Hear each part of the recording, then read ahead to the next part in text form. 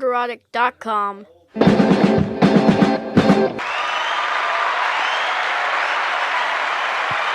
Hello. Greetings, everybody. Welcome to the Nerdrotic Nooner. What a crazy day it is already. Post the Jimmy Kimmel comeback from his cancel culture suspension by his own employer for 6 days. And let me, I got to check my notes here. Charlie Kirk is still dead. Charlie Kirk, still dead. This feels like a Twitch ban. Right. It was. A Twitch ban. It was. So we'll discuss that. We will discuss the Savant being canceled. We will discuss the abysmal ending to an abysmal show known as Alien Earth or Alien Idiocracy or Alien versus Redditors. You pick. I'm fine with it. And we'll also discuss this platform that we're on, that we're all grateful for, admitting to what we already knew.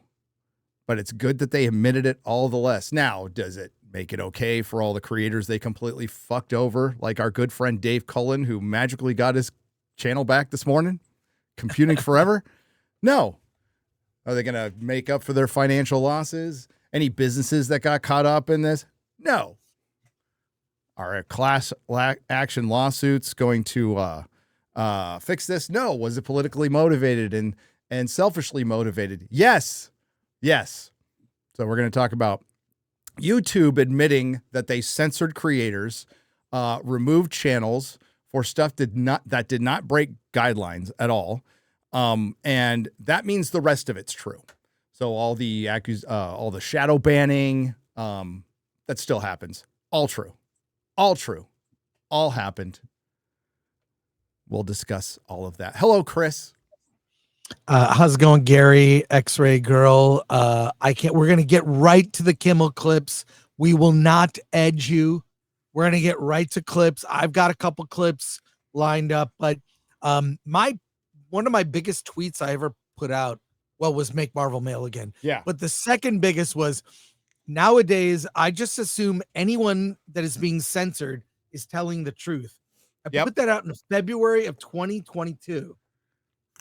And I feel vindication for those channels, but pretty sad to see, what that they all rally around Kimmel, but not really anyone else. In fact, when other people were being shut down and censored, they celebrated. They did.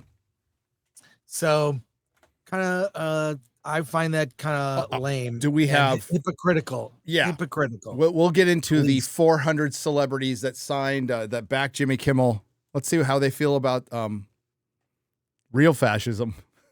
Right. That actually happened. Always accuse your opponent of what you are doing yourself.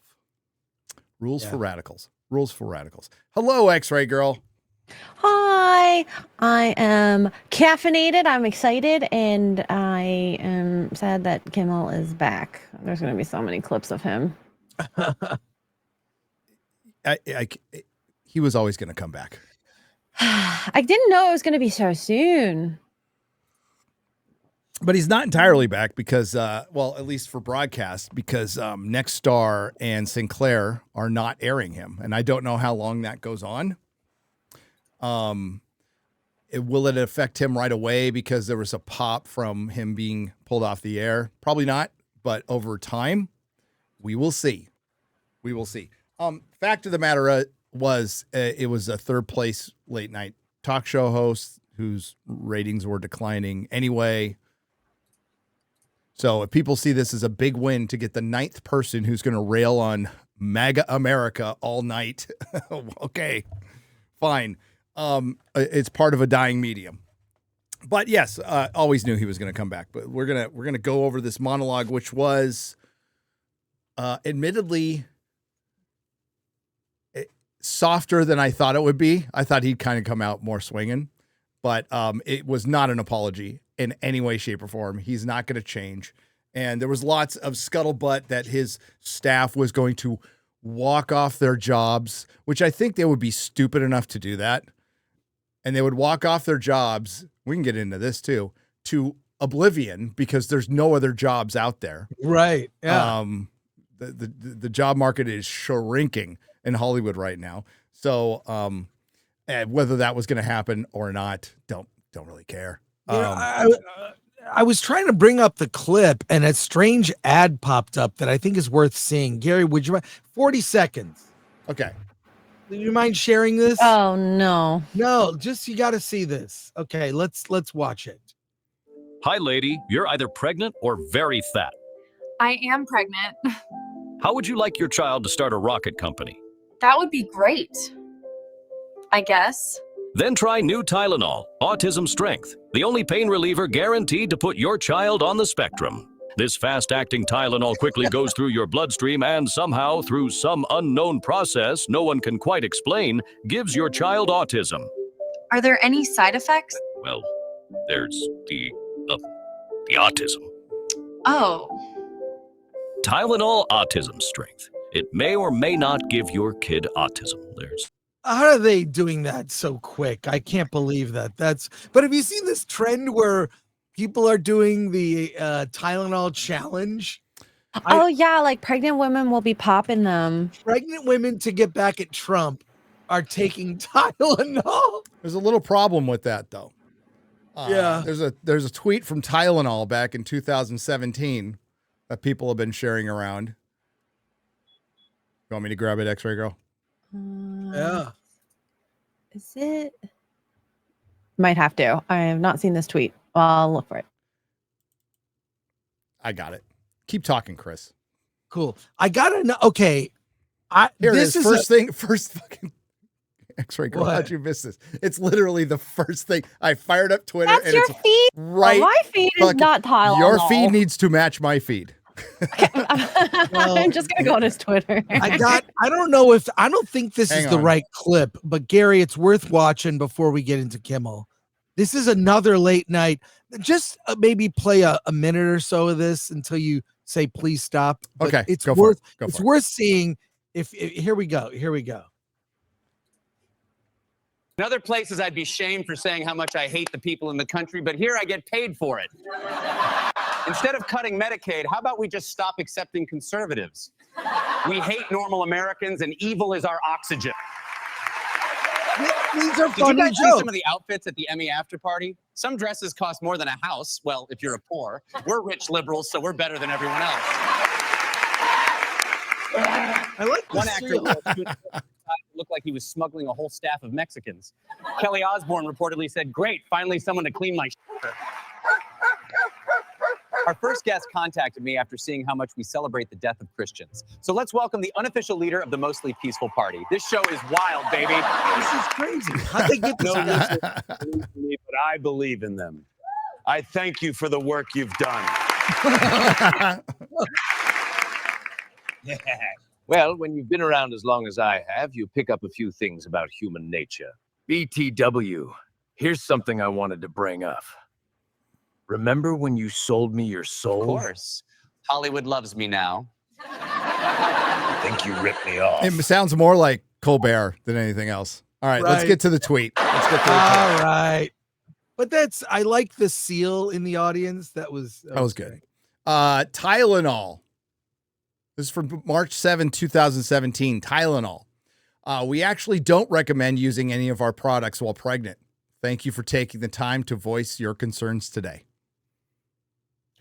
Well, Wow. The first It's- thing, I blame Twitter for shadow banning this tweet. Wow. It's probably also on their product, knowing them and the various amount of warnings on that piece of paper no one ever reads. A But- lawyer made them do that. yeah, this is, I mean, I don't know if this saves their ass. I don't know. I don't know. All I know is autism has gone up astronomically in this country over the last 20 years, Yeah. and it's not happening naturally. So be it food, Tylenol, vaccines, who knows? I could believe all three, all of the above. Yeah. Yeah, I had a conversation with my sponsor, who's also a men's health physician, and he said it was food. It's food. It's Like, food. liter- It's what's in our food. Yeah, I would believe that too. I mean, I don't even, it's so hard to go shopping. I mean, I go shopping 3 days a week to the grocery store. I get meat, veggies, and fruit. That's it. It's weird. Like you read the ingredients. Have you seen the comparison of ingredients of what was in Ritz crackers in the 70s versus now? All ingredients of all food is completely different. It really is. And hopefully Maha takes care of that too. Might lose some stuff that people like, you know. You might lose the color of your Skittles. I blame the FDA for that, for allowing so many additives in food. Yeah. Well, they were all paid off. Yeah. They were all paid off. All right. Let's get to the Kimmel monologue, shall we? Okay, I'm putting the transcript next to it, so if you want to, there's a lot of background noise in your mic, like there's a fan on or something. Yeah, there's. I guess. Yeah. 1 second. Yeah. All right. Now, are you controlling this, Chris? No, that's me. Okay. I'm not sure who had a weirder 48 hours, me or the CEO of Tylenol. It's been overwhelming. I've heard from a lot of people over the last 6 days. I've heard from all the people in the world over the last 6 days. Everyone I have ever met has reached out 10 or 11 times. Weird characters from my past are the guy who fired me from my first radio job in Seattle, where we are not airing tonight, by the way. Sorry, Seattle. His name is Larry. In 1989, Larry tried to force me to do a bit called Jokes for Donuts, where people would call in with a joke and I would give them donuts. I refused to do it, and then I made a lot of fun of Larry for suggesting it. And okay, pause, Larry fired. Chris. He sounds a little. This is my first time hearing it, by the way. So computery. He sounds a little, I don't know, like a little buzzed or something. Maybe he's just maybe it's been a stressful week. Doesn't sound like he's really enunciating. Am I? It sounds a like bit slurry, right? Chat. Yeah, he didn't expect to come back so quick. Yeah, maybe he didn't. Well, I think that's part of it. He was like, "I'm on a vacation, maybe a month. We'll see." It might be nerves. But the fact that this was a thing and over so quickly is kind of. It almost feels like on purpose, like to jack his ratings, because we're talking about absolutely 100%. Absolutely. I mean, Hollywood is such a scripted town. I wouldn't deny this at all. Yeah. I wouldn't doubt this at all. All right. I'm going to skip to this part. I never would have imagined.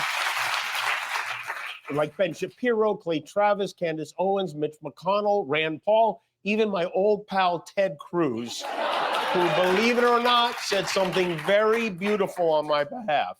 I hate what Jimmy Kimmel said. I am thrilled that he was fired. Oh, wait, no, not that. The other part. But let me tell you, if the government gets in the business of saying, we don't like what you, the media, have said, we're going to ban you from the airwaves if you don't say what we like, that will end up bad for conservatives. I don't think I've ever said this before, but Ted Cruz is right. He's absolutely right. So let's pause right there. Let's pause right there. I agree. I do. Yeah, I agree. I think the state coming in and saying you can't say, even if it's a fucking lie, I think it's bad. Here's the problem with this whole narrative, Chris. That didn't happen. Yeah. That didn't happen. Disney pulled the plug on him. Bob Iger, Disney, ABC. Who's the woman who runs ABC? Supposed heir apparent of Bob Iger. Dana something or other. They did it. They pulled the plug. But we're building up to something, because there is an example of the state, of the president and his administration silencing Americans, not just TV talk show hosts, Americans with with Facebook accounts, with Twitter accounts, with YouTube accounts, silencing people in other countries like the UK, our allies, people in the UK, silencing gingers like Dave Cullen, silencing Adam Krigler like 12 times, 12 or 13 times. There's examples. Mm-hmm. Go on. All of us, including him. I mean, think about it. If Ted Cruz can't speak freely, then he can't cast spells on the Smurfs. Even though I don't agree with many of those people on most subjects, some of the things they say even make me want to throw up. It takes courage for them to speak out against this administration, and they did, and they deserve credit for it. And thanks. Pause again. Pause again. Just to be clear, the administration had nothing to do with this. Had R.I.P. Wheezy. This is also the man who celebrated Tucker Carlson being fired. A lot of people being fired. Celebrated it. Had no problem with it. Roseanne, is she getting her show back? Here's the difference between Jimmy Kimmel and Roseanne, Chris. Roseanne Barr's show was making a shit ton of money for ABC. So this is where it gets into ideology trumps profitability. This is where you truly start becoming a tool for the state and propaganda. When you as a company who has an obligation to your shareholders to be as profitable as possible gets rid of a woman who created a show that was once one of the biggest shows on TV and once again was one of the biggest shows on TV when it came back. And is what Roseanne said worse than what Jimmy Kimmel said? No. Flat out no. Not even close. Not even close. Hit play. Followers that our government cannot be allowed to control what we do and do not say on television, and that we have to stand up to it. I've been hearing a lot about what I need to say and do tonight, and the truth is, I don't think what I have to say is going to make much of a difference. If you like me, you like me. If you don't, you don't. I have no illusions about changing anyone's mind. But I do want to make something clear because it's important to me as a human. And that is, you understand that it was never my intention to make light of the murder of a young man. I don't. Pause. That's really good acting. I feel like he knew he was going to break down when that line came on. You think that's genuine? I don't. No. I don't think it's genuine to me. At no time was I going to make light of it. No, but he was going to score political points off it. Right. Yeah. Yeah. And the more details we get on, like, you know, Charlie died instantly. Right. Yeah. Which I guess is a mercy. And how much damage was done to his body. And I know there's people saying there's possibly a second shooter. And like, listen, I'm hoping to anything, really. Except for some theories, which are just insane. But did you hear that Erica Kirk, when they advised her, don't see the body? Yeah. And she went and said, I'm going to see what they did to my husband. Mm-hmm. And she went in there, held his hand and kissed him because she didn't kiss him that morning when he went off. It's and that was reported by the New York Times. It's horrific when you hear it. Sorry to interrupt you, Gary. No, his neck was just destroyed. We'll just say destroyed. Yeah. I won't get any more graphic than that. Yeah. Horrible. Now, the conspiracy theories will start, and there was certainly a lot of weird stuff going on for sure. So my mind is open. My mind is open on that one. I'm willing to hear a lot of stuff. And the more we find out as time goes on. But as I mentioned in Versus the day before yesterday, Jimmy Kimmel was temporarily suspended by his employer for his speech. Charlie Kirk is still dead because he was assassinated for his speech. There is a difference. And the progressive left was certainly trying to change the narrative and trying to compare this. Like, there's no comparison. There is no comparison. And the reason they fought so hard, and the reason I think this could be an op, I am certainly open to this, is because that narrative did need to change, because holy shit, does it look bad when a psychotic progressive leftist murders somebody simply for speech, a pundit, a podcaster, a very effective one of the most effective ones. And they were desperate to change their narrative. Now, unfortunately, unfortunately for Charlie Kirk, he's still dead. But unfortunately for them, their narrative was shot to shit for a couple reasons. One of them is Jimmy Kimmel gets to go home to his family. He's still breathing the free air, and he's still making money, and he was not canceled. He was suspended. His show was temporarily canceled. I think that's the best you can say. But he was suspended. What happens to him from here on out, I don't really care. I don't watch the damn show. But there was also another event that came yesterday that we'll get to that really does kind of pull the rug out from the narrative that they were trying to push for a couple of days. And I'm guessing we're not going to see 400 celebrities come out in solidarity with all of the channels and regular Americans who were silenced over not even being wrong, being silenced for supposedly spreading misinformation that turned out to be pretty right. But let's continue here. I don't think there's anything funny about it. I posted a message on Instagram on the day he was killed, sending love to his family and asking for compassion, and I meant it, and I still do. Nor was it my intention to blame any specific group for the actions of what it was obviously a deeply disturbed individual.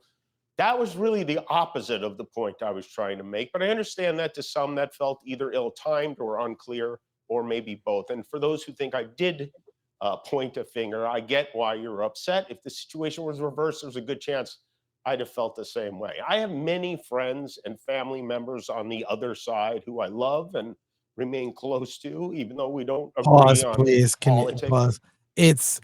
This is so disingenuous. I mean, we have seen the late night hosts. Jimmy is probably most guilty, but all the others are equally they're equally guilty of doing this, of vilifying the other side, which just basically gives permission to do anything, right? To do what happened, to engage in heinous acts like the assassination of a figure like Charlie Kirk. But they're doing this this is the number one thing that drove me away, is the constant calling of fascist, Nazi, fascist, that over and over again, about not put Trump aside, people, regular Americans. I mean, I'm disgusted by that. Like, what are you doing? These people are not that. And if he felt that way truly, he wouldn't be engaging in that kind of rhetoric at all, because he does have friends and family on the, I doubt probably very few, if at all. And this isn't a game. We're seeing the effects of this. We're seeing, and there's other stuff happening in the news. We don't have to get into it. We should focus on this, that are the direct result of this kind of rhetoric. Mm-hmm. No. And this is what this guy. We're going to stick with Hollywood, what we know. Hollywood has been pushing this narrative forever that the next big villain, any second now, guys, is going to be some right-wing militia. Some white supremacist Nazi around every corner. I call it the satanic panic of the left because that's what it is. There's one around every corner. That's Joe Biden came out and said the biggest threat was white supremacy. Yeah. And as far as like violence committed like this, okay, are there militias out there? Sure. Are there like the Aryan Brotherhood? That's a gang in prison. At least it was when I was around. I don't know about it anymore. Sure. Some biker gangs, pretty racist. Sure. It's these number in the thousands. It's so minuscule. Their numbers are almost as small as, well, trans people, but trans people commit a lot more of the crime statistically lately.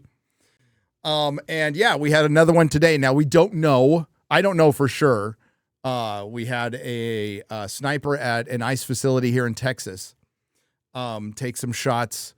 It appears they were going for the ICE agents, and what they ended up doing is killing the immigrants, killing the illegal immigrants. Yes. Oh my God. That's who they ended up killing. Perfect timing for the movie One Battle After Another, where the Antifa in the movie go and attack ICE facilities. That happens in the When is that being released? That's coming out Thursday. Do you think they pull it? Do you think they delay it? No, but it's I mean, when I saw it, I'm like, this is not a good timing for this movie. I mean, it was obviously written 3 years ago, and but whatever. I'm reviewing this now that Savant's gone. I am definitely reviewing this. When you see it, Gary, it's shocking. Like it's hard to be sympathetic towards Antifa a-holes. I mean, anyways. Well, if they were in an actual fascist country, back in the 30s or 40s, okay. But we're not. So back to this. So yeah, that happened. And again, I don't know anything about the shooter. I don't know anything about the motivation, but it appears last time I heard that it was 3 illegal immigrants who were killed in the Sally Port. Now, a Sally Port is basically where they gather people. I've been in many, having been locked up. So that's where they transfer and bring people out from the vehicles into the prison. So we'll find out about that. But this, Jimmy coming off and crying again, and not apologizing. He came really close. He basically said, "I'm sorry you feel that way." Yeah. I'm sorry you feel that way. I'm right. And that's the problem with so much of especially the ill-informed adult pretender, window-licking collective IQ of Hollywood, which is completely disconnected from the regular American, so much so that they don't understand that, most Americans don't roll out of the bed every morning thinking, politically, I'm right about everything. I've got it all figured out. And you're not even worth talking to anymore, because regular people don't roll like that. Regular people are like, oh, I'm open to have my mind changed once I get the truth. But truth we're still in a post-truth era. I hate to say it. It's like we're fighting through it, but we're in a post-truth era where that doesn't even matter. And as many of you have said in the chat, this is a new religion, but it's actually an old religion. It's an old religion. And they refuse to even consider that they might be wrong. We have an article. Oh, remind me to bring up this article. X-Ray Girl. Chris will love to see this, because it talks about Savant, and it talks about One Battle After Another. So don't let me forget that. In about 10 or 15 minutes, we'll hit that article. But let's finish this. At all. I don't think the murderer who shot Charlie Kirk represents anyone. This was a sick person who believed violence was a solution, and it isn't. Ever. He was a furry. He was a furry. I'm not going to pause it for a second. I'm not going to sit there and say the dude was sane. Okay. Yeah. But I don't think he was like the guy who just got sentenced, the second Trump assassin. That dude was batshit. That dude was fucking crazy. Now, was he crazy because the CIA? Maybe. Still crazy. I think this one was pretty sane as far as going through his everyday life.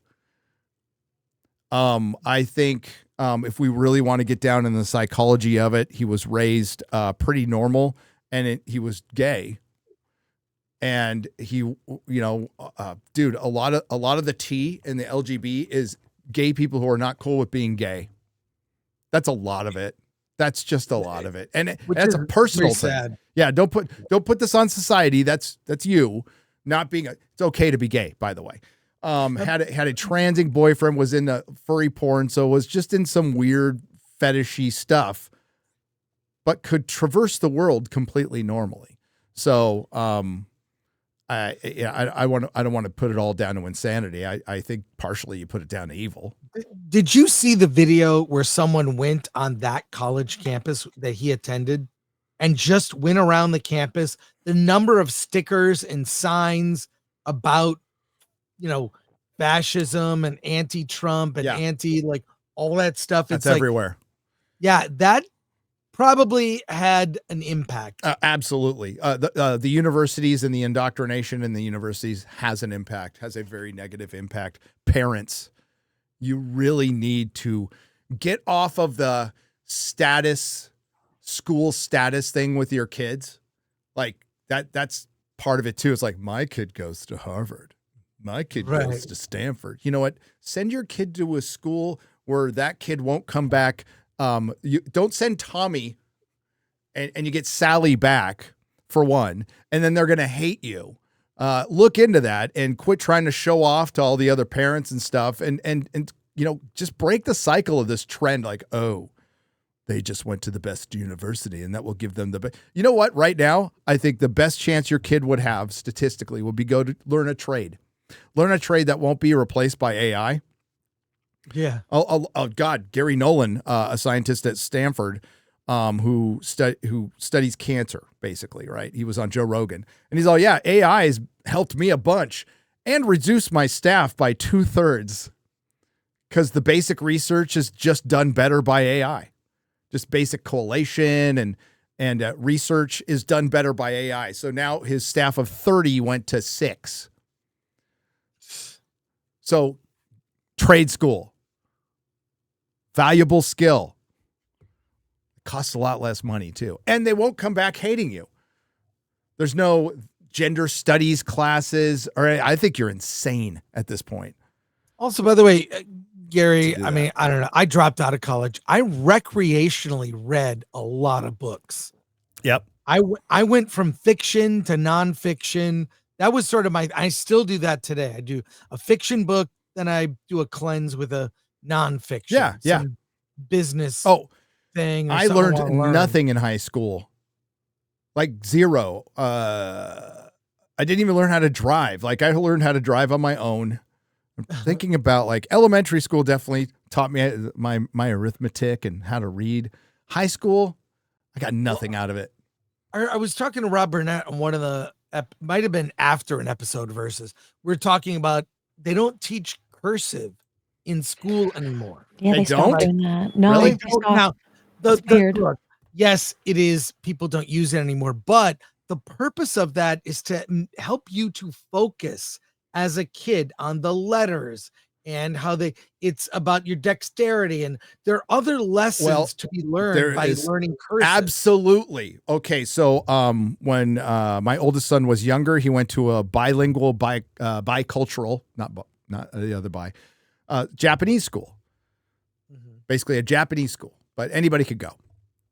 And you learn some Japanese and you learn some English. And they found out that because the way the language is in Asian countries, it's character recognition, that it actually makes your brain work a little harder, a little more exercise for the brain. Maybe that's why those Asians are so damn good at math. Yep. Right, X-Ray girl. Except for Alan Ing. What the? Well, it skips a generation once in a while. He's dyslexic, so I forgive him. It's cool. He is, and he's probably still. Yeah, he is. He probably reads better than I do, for sure. He doesn't. We love Alan Ing, by the way. Hail Alan Ing. Go watch. Hail Alan. Watch him on film today. Good guy. Let's hear a little bit more. I am a person who gets a lot of threats. I get many ugly and scary threats against my life, my wife, my kids, my Not cool coworkers, at all. because of what I choose to say. And I know those And I'm threats sure he don't does. come from the kind of people on the right who I know and love. So that's what I wanted to say on that subject. But I don't want to make this about me and I know this is what people say when they make it about them, but I really don't. This show is not important. What is important I agree. is that we get to live in a country that allows us to have a show like this. And pause it right there. I think Jimmy's full of shit here, but that little line there is something you should fucking lead with, by the way, and say a lot more. See what the regular American hears or doesn't hear from these late night talk show hoes. I'm going to stick with that, hoes. And in Hollywood is they don't hear gratitude. They hear a lot of ingratitude. Yeah. Look at how much this guy's paid to give fucking boring ass reviews to vapid celebrities. I mean, this is a great country that he's able to do that. And it's great. And look at how he squanders it. You know, these shows used to be really fun, Chris. Velcro Night. Conan O'Brien used to go to Spreckles Theater during con and have and have Conan O'Brien during con, and those were some of his best shows. Like, these used to be really fun. And you know what? I think what everybody has asked is, just be consistent. Rip both sides. You can rip Donald Trump all you fucking want. It doesn't bother me. What bothers me is you don't rip the other side at all. Right. Like, at all. Not even lightly when there was so many opportunities. And then you're being hypocritical because you just don't bring up what the other side has already done. And you're trying to push the narrative that Trump tried to get him off the air, which a bunch of people on Facebook believe to this very second.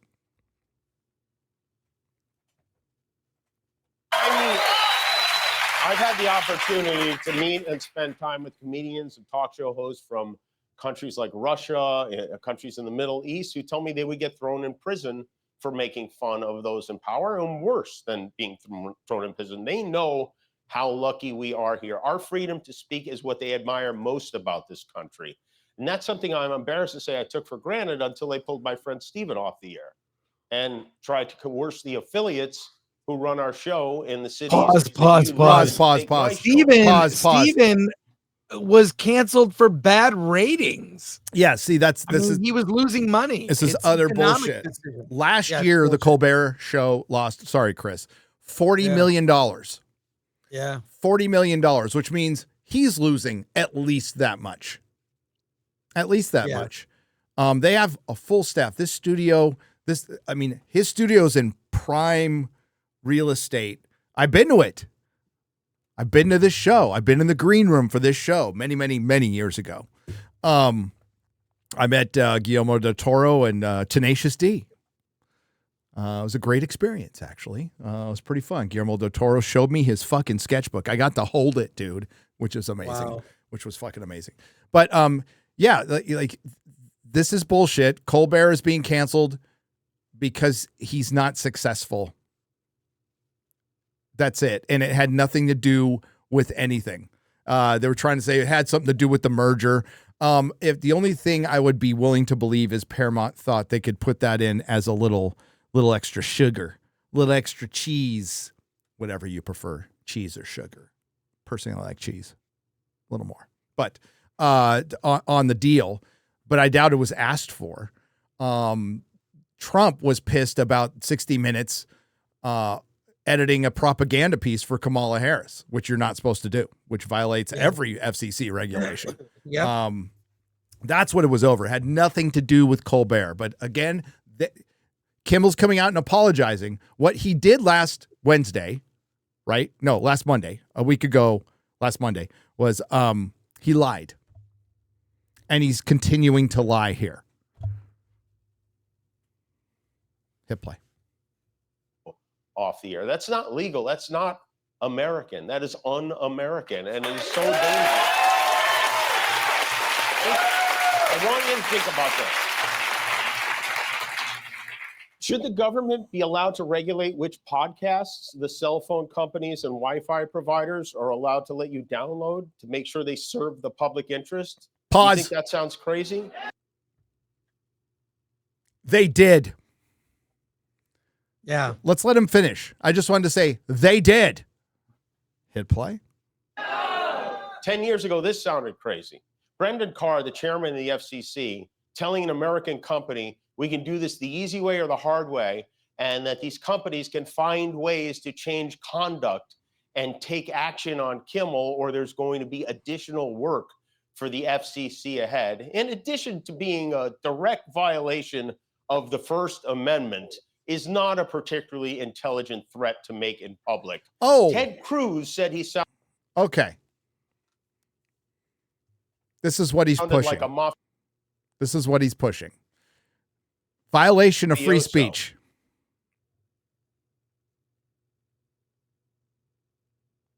Although, I don't know, if you want to hear a mob boss make a threat like that, you have to hide a microphone in a deli and park outside in a van with a tape recorder all night long. This genius said it on a podcast.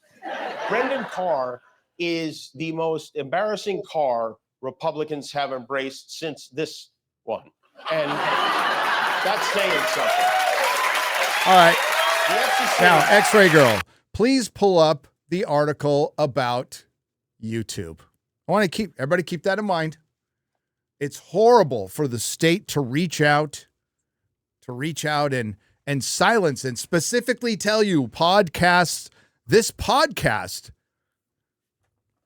cannot be aired, because that's literally what happened under the Biden administration.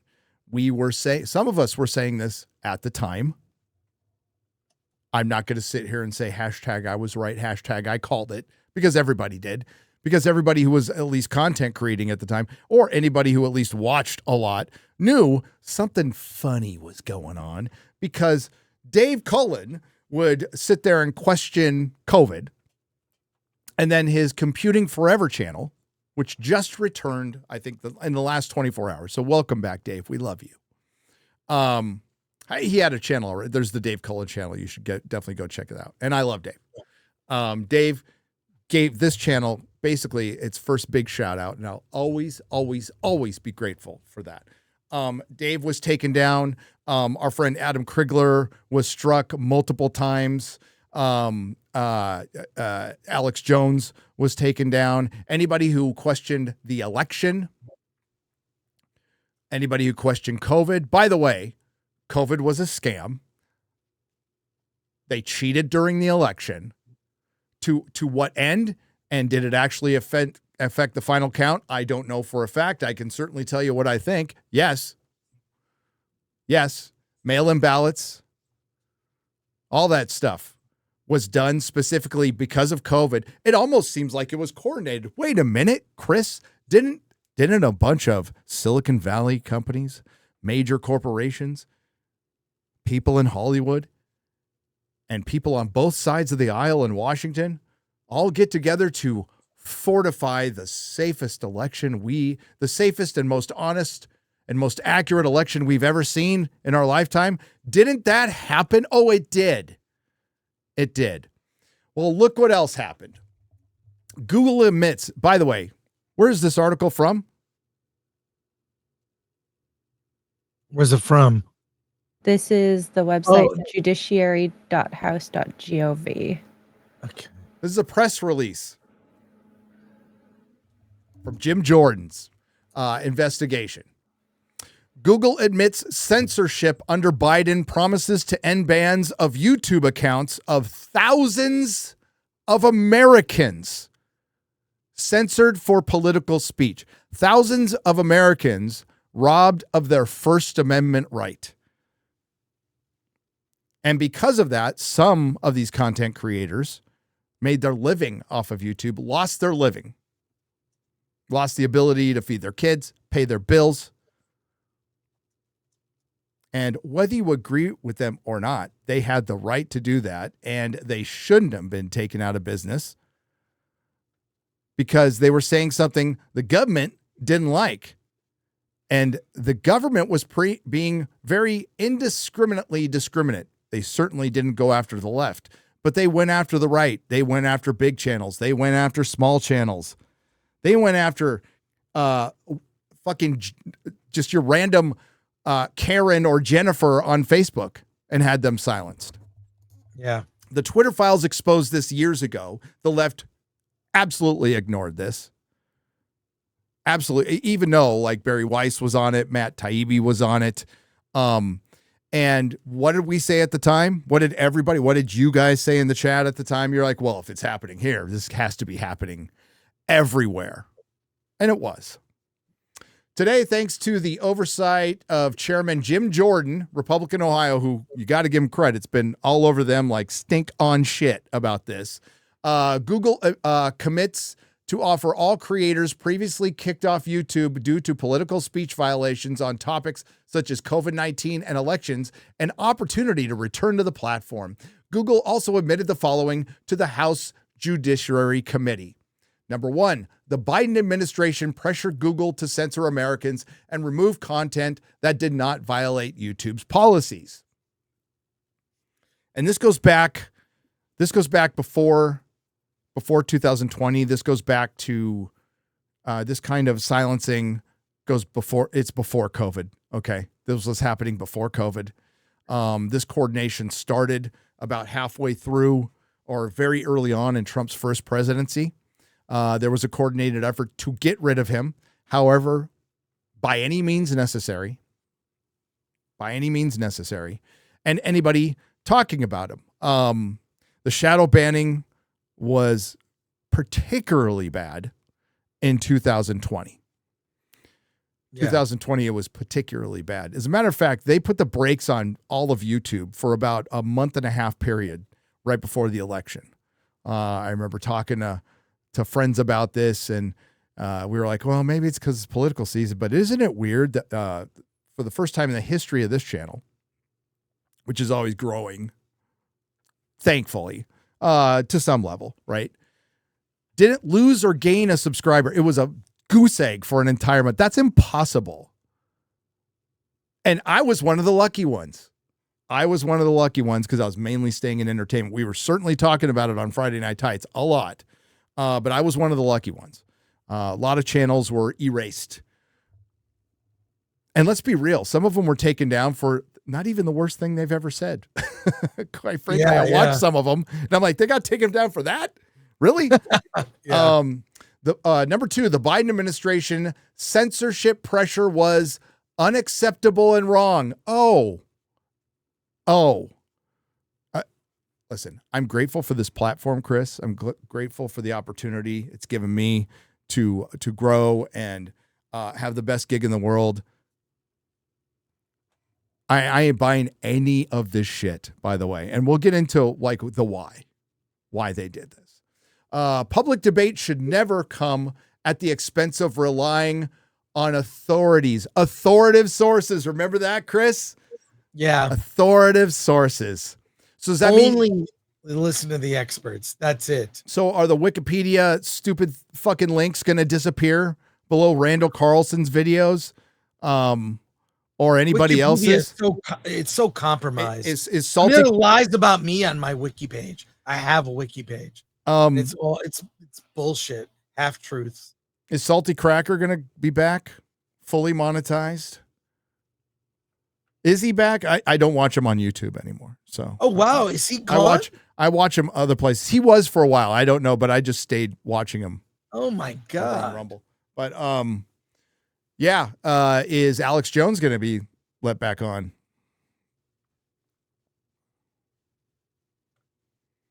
I disagree. Randall Carlson's theories are not bullshit, Jacob. I respectfully disagree. Actually, he's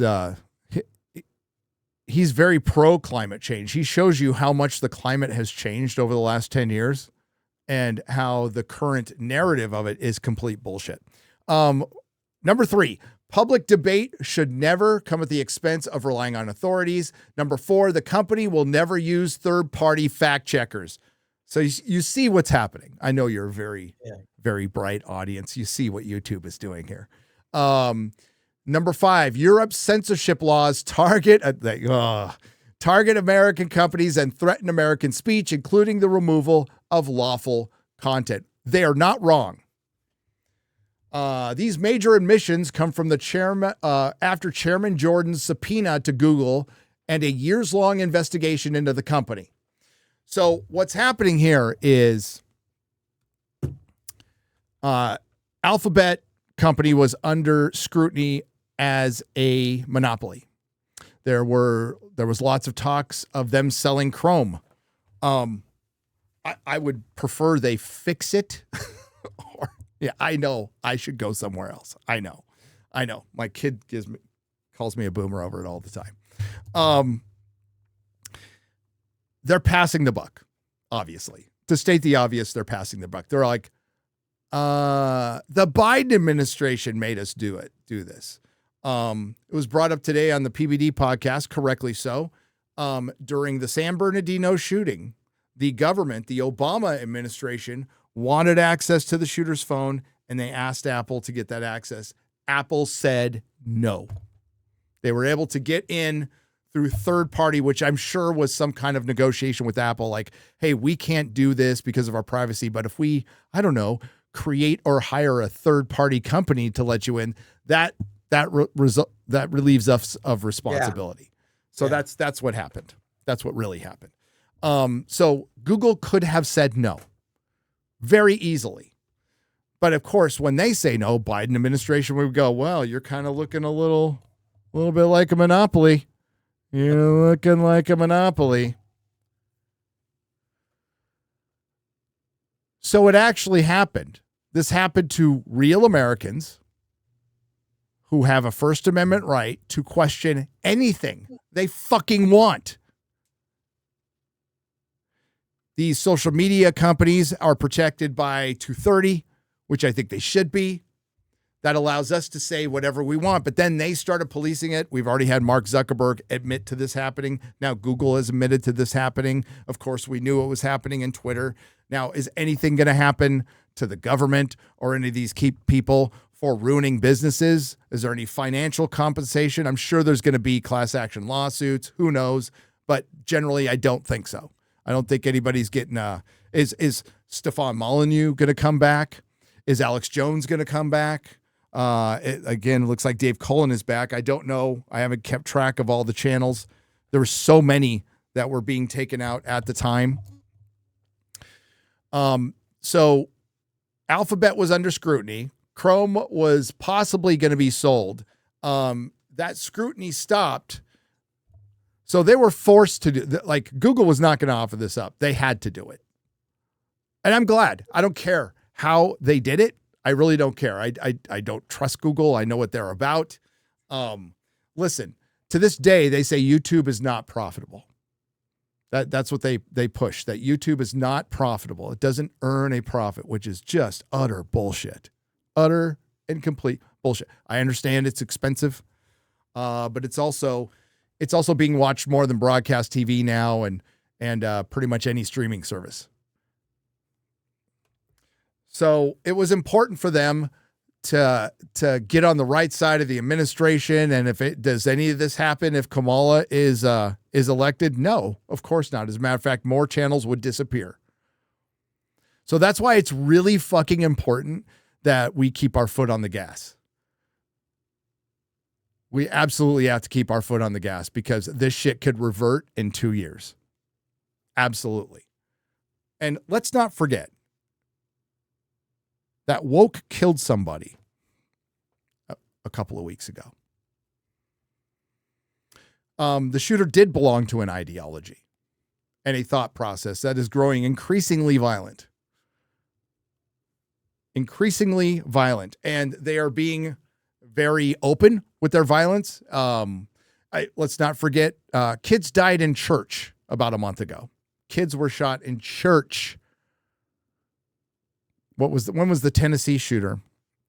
The trans Tennessee shooter that shot kids. Which was right around the time. You're muted, Chris.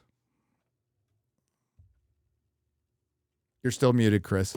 I was going to say, there's so many now, I can't keep up with the shooters. Yeah. Well, and it's just too many. And the kids, and you know, people go, "Were you this upset over the school shootings?" Yes. Do I think there should have been memorials for those poor kids? And yes, 100%. They're getting forgot about too quickly. Too quickly. Little children going to school, being shot by a person who clearly wasn't comfortable in their skin because they went down the rabbit hole of the radical trans ideology.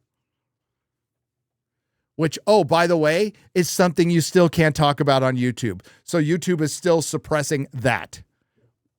They are still certainly suppressing a man is a man, a woman is a woman. I heard Rob Reiner, they played a clip of Rob Reiner arguing with Bill Maher. And Rob, see if you can find that clip, X-Ray Girl. It's Rob Reiner and Bill Maher. He basically, Rob Reiner's like, it's about talking to the other side. It's about like, we need to sit down, Charlie Kirk sat down and talked to people. We need to sit down and talk. And Rob Reiner's like, well, we need to have some parameters first. And Maher, like, even to his credit, says, no, you don't. He's all, no, we need basic parameters. Like, when there is people out there trying to push that 2 + 2 doesn't equal 4. And I'm like, motherfucker, that is your side. Exactly.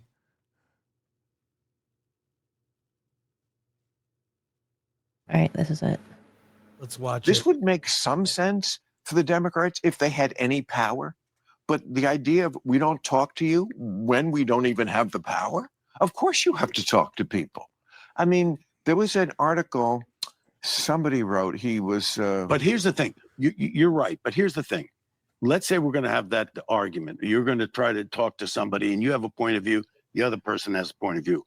Before you have the exchange, you have to agree on certain facts. No, you don't. You can't. Once you start down that road. Well, no. It's like these are. You just I'm have not to saying- talk to people. No, you talk to people. But if somebody says 2 + 2 is 4 and the other guy says, no, it's not, how do you begin the discussion? Because it's Pause. Because Rob, that's a slip. He's about to say that's a slippery slope. Yeah. True. When you have a justice who can't define what a fucking woman is and she's a woman, Right. we're already there. We're down at the bottom of the slippery slope. We're already there. This is from the Trust the Science crowd, by the way. But we're already there. And again, that's something we really can't discuss here. Oh, I can. Absolutely. If you make a video even bringing up, I still have to use, we all remember the times where we couldn't say COVID and we said coof, right? Coof. But you still have to use YouTube speak for trans. 100%. You still do. It gets suppressed. It doesn't get recommended. They don't ban you, but they'll demonetize. They'll age restrict. That's their new favorite one, is age restricting. The people who believe in trans children want to age restrict any criticism of it because they don't want those potential trans kids hearing any of it. But Rob, you like, okay, we want to set parameters. How about half the country aren't Nazis? Can we set that parameter? How about we set that fucking parameter? Hit play. Slippery slope. I agree. There are certain things that we all think. And then there are people, I'm sorry, everybody, I know this from doing this show, for so many people who've sat here and they're like, oh, this is a smart person. This is a rational person. And then there's like one thing. They don't believe we landed on the moon. And you're just like, no, if you start down that road, if I can't talk to you, if you believe this crazy thing, because maybe. Okay. So let's say you can't. Bill's right. I know people who don't think we landed on the moon. I think that's crazy. I know a couple people who think the world is flat. That's insane. We'll still talk to them. We had a fucking roundabout discussion on Forbidden Frontier about the world being flat. It's like, bro. No, but we have half the country. We have a bunch of pregnant women right now to own Trump swallowing a bunch of Tylenol. What about that kid's right? I hope nothing happens to those kids and I hope nothing comes of it, but holy fucking shit. If something does happen to that kid, is that going to be on that woman's mind that I had to do a TikTok video huffing a bunch of fucking Tylenol? This is how crazy these women have gone. Like, it's like there is a serious mental health issue with women of a certain age. TDS is a real issue. Yeah, I believe it's a real mental illness. It's a real mental illness. You have been so propagandized that your mental health is just far gone, that you can't function, that you care more about social media adulation and likes than your own health or the health of your baby. This is, I mean, we've seen it get really far. I love that one montage where it's all women in their cars, or just women screaming. And it's so loud. I mean, it's beyond that now. It really is. And it's ultimately you got to get to the point where it's sad. It's really sad. Because the only person that's going to affect is you. And considering what are the numbers now, correct me if I'm wrong, Chad, it's like 1 in 30. 1 in 30 as far as kids developing autism. When they did, I think they studied it within the Amish community, and it's 1 in 2,500. And I think they also included Cuba in that. It's 1 in 2,500. And these are places where they just don't have a lot of drugs, and especially with the Amish community. And that might be anecdotal. I don't know.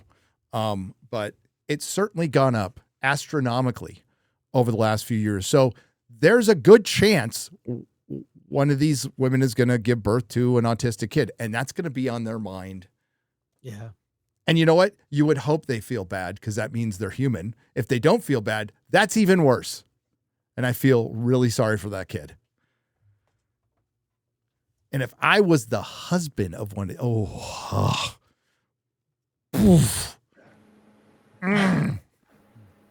Jesus Christ. So, and I thought that was a joke when somebody said that. Then Steph, my nerdy home, was sharing, because I don't go on TikTok because I'm male. But yeah, I'm on TikTok. I don't go on Instagram either.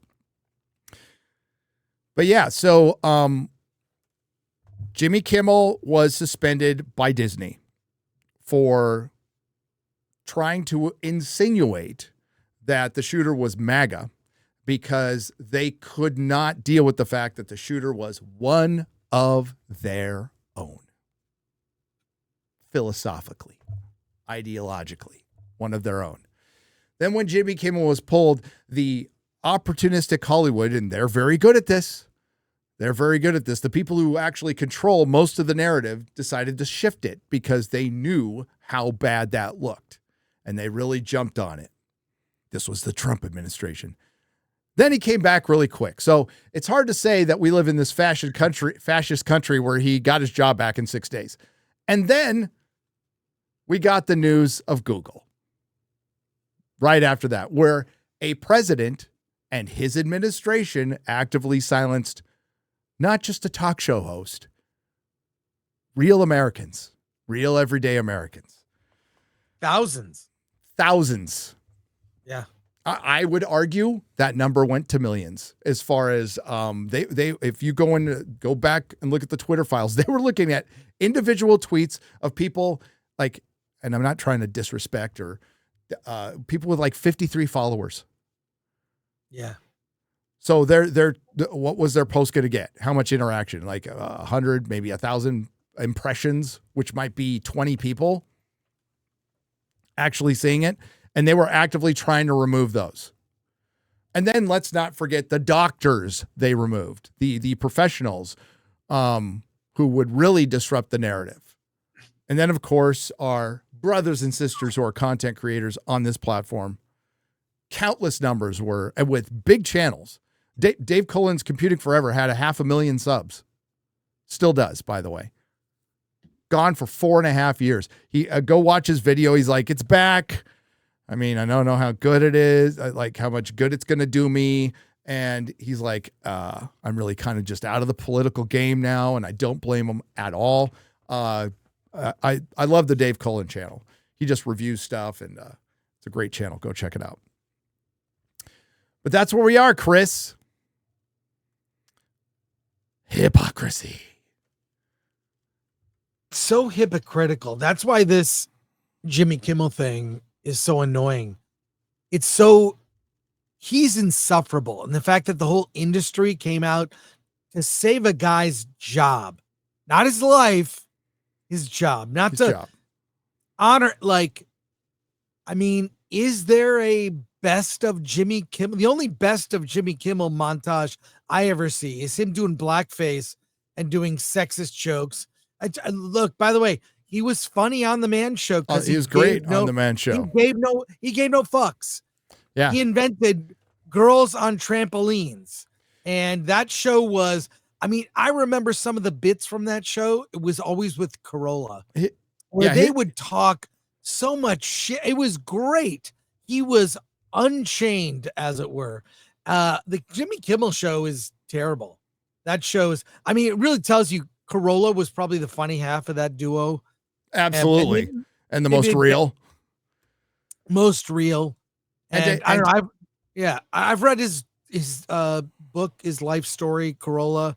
I mean, he's a high school dropout and like worked in construction for years, right? And worked his way up, and good on him. He eventually did get his high school degree. He just didn't go pick it up. He was just like, I don't care about this. And all the lessons he learned is because his mom was kind of a deadbeat and was like, I don't want to make too much money. I won't get money from the government. It was like a de-incentivized her to actually try to lift them up. And Corolla saw this and was like, I don't want any part of this. It's like he explained how he came to his thinking. It's really good. I forget the name of that book. I've read all his books, but the names are all weird. But I like Corolla. Jimmy Kimmel, I don't know, man. Just always working in his family. I mean, talk about nepotism. A ton of people work on that show are just his family, right? Yeah. And they're not funny. He was married to Sarah Silverman. He what? He was married to Sarah Silverman for a time. Was he? Were together. I don't think they were married. They were married. They were together. Boyfriend and girlfriend. Yeah. But yeah, she also is not big old funny. Sellout. Yeah. Dude, she used to be on Red Eye back in the day. So did Amy Schumer. I liked her back in that era because she didn't care. One of the best jokes I remember she did, it was from her show, their little sitcom. She was watching a TV commercial about starving children. It said for only a few dollars a month, you can end, the suffering of these kids. And what she did was she took dollar bills and taped them over her TV so she didn't have to watch the commercial. It was hilarious. Like, and she also did blackface on that show. Whatever. I mean, look, I'm not gonna poo-poo them for that. But they were funnier then, and TDS makes people unfunny and mentally ill, I guess. I don't know. It's very consistent. Blackjack here is recommending that I watch Gen V, and I might, because there's an opening in my schedule.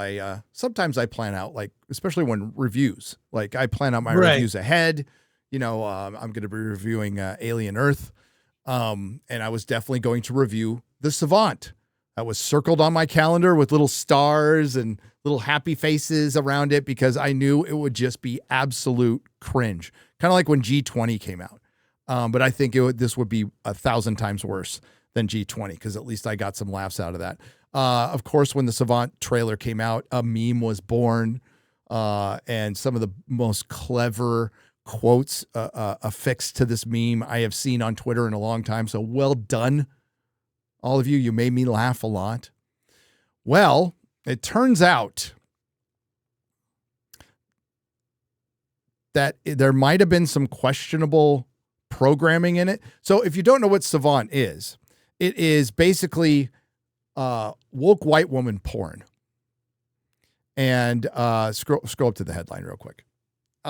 Basically, it was based on a true story where a woman hunted down a couple of right-wing extremists, two by the way, two online. And they decided to make an entire series where this woman was going to hunt down extremism through the internet, get on Discord servers and 4chan and make the world a better place as only a woke white woman can. Problem is, it was solely focused on right-wing extremism, and it's never even brought up. The other side is never even brought up because they see this as the real danger. Bad timing. The series was going to be released on Friday, I believe, day after tomorrow. Apple is making a huge mistake postponing The Savant in wake of Charlie Kirk. Now, it is not canceled. It is postponed. We might see it someday. Give me a guess, Chris. When do you think they release this? I'm going to say 6 months. They want to really give it some time. Yeah. So it'll be next year. Things have cooled, but I guarantee there's some content in that show that could be misconstrued as a comment on Kirk. But 100%, because I've seen the movie One Battle After Another, 100% is commenting on ICE facilities and Antifa. I mean, they go far. Like they bomb an ICE facility and roll up trucks to free immigrants that have been detained. It's very overt. It's very current day. It was, and this couldn't be like, look, this script was written 3 years ago. And then, I went to a Q&A. There's a Q&A in our members only area. I went to a screening and Leo was there and Paul Thomas Anderson, a director I really like.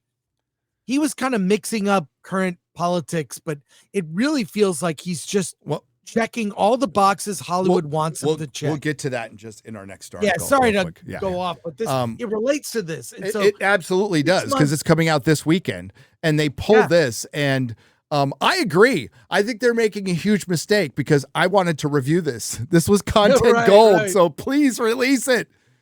No, pull that up. I want to read some of the article. Scroll down a bit. In a shocking decision, Apple TV has postponed the premiere of the Jessica Chastain, who is famously known to be really easy to work with in Hollywood, and I'm being sarcastic. She is known as one of the biggest divas in Hollywood and is a massive pain in the ass. Drama series The Savant, offering another chilling example of how business giants are running scared of the Trump administration and bowing to pressure before it even exists. The series had been scheduled to premiere September 26th. Or, as Chris just said, maybe it was in really bad taste because all the violence over the last 6 months to a year has come from the very radical left, and maybe even people who watch Apple TV, which is 95% progressive, would go, wait a minute. They're not even talking about like the other side, like at all. And they're the ones who committed all. It almost come off like propaganda, Chris. It almost come off like propaganda. After careful consideration, we have made the decision to postpone The Savant.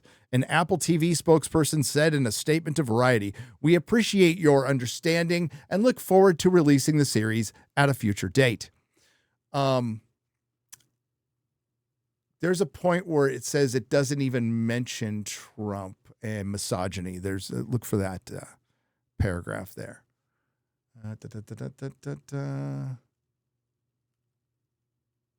There we go. Having watched the 8-episode series for review, which was set to be under embargo until September 25th, it's clear that The Savant is precisely the type of show America needs right now, Chris. It needs a woke white woman hunting down white supreme sandwiches. God. It looks at a sector of mostly white. Hang on. People. Yeah. Oh my. Of mostly white male individuals who believe that America belongs to them, fueled by hate, bigotry, xenophobia, and misogyny. They talk cruelly and candidly online about enacting harm and violence towards individuals or others because they're othering people. But somehow calling half the country white supremacists and Nazis and bigots and misogynists is not othering people. So I hope you're all keeping track of that at home. Who they feel are unworthy of being in their country or alive. Oh, but that's the wrong side. Nowhere in the show does it mention Donald Trump's name. Does it need to? I mean, does The Boys mention Donald Trump's name? And other than depicting white nationalists in a negative light, The Savant, I see what you're doing there. The Savant is straightforward, non-controversial character study and a well-paced thriller about one woman trying to stop domestic terrorism. Did you know we had some, and of course they bring up Jimmy Kimmel. That's good. We'll get to the next article. I just wanted to point that out.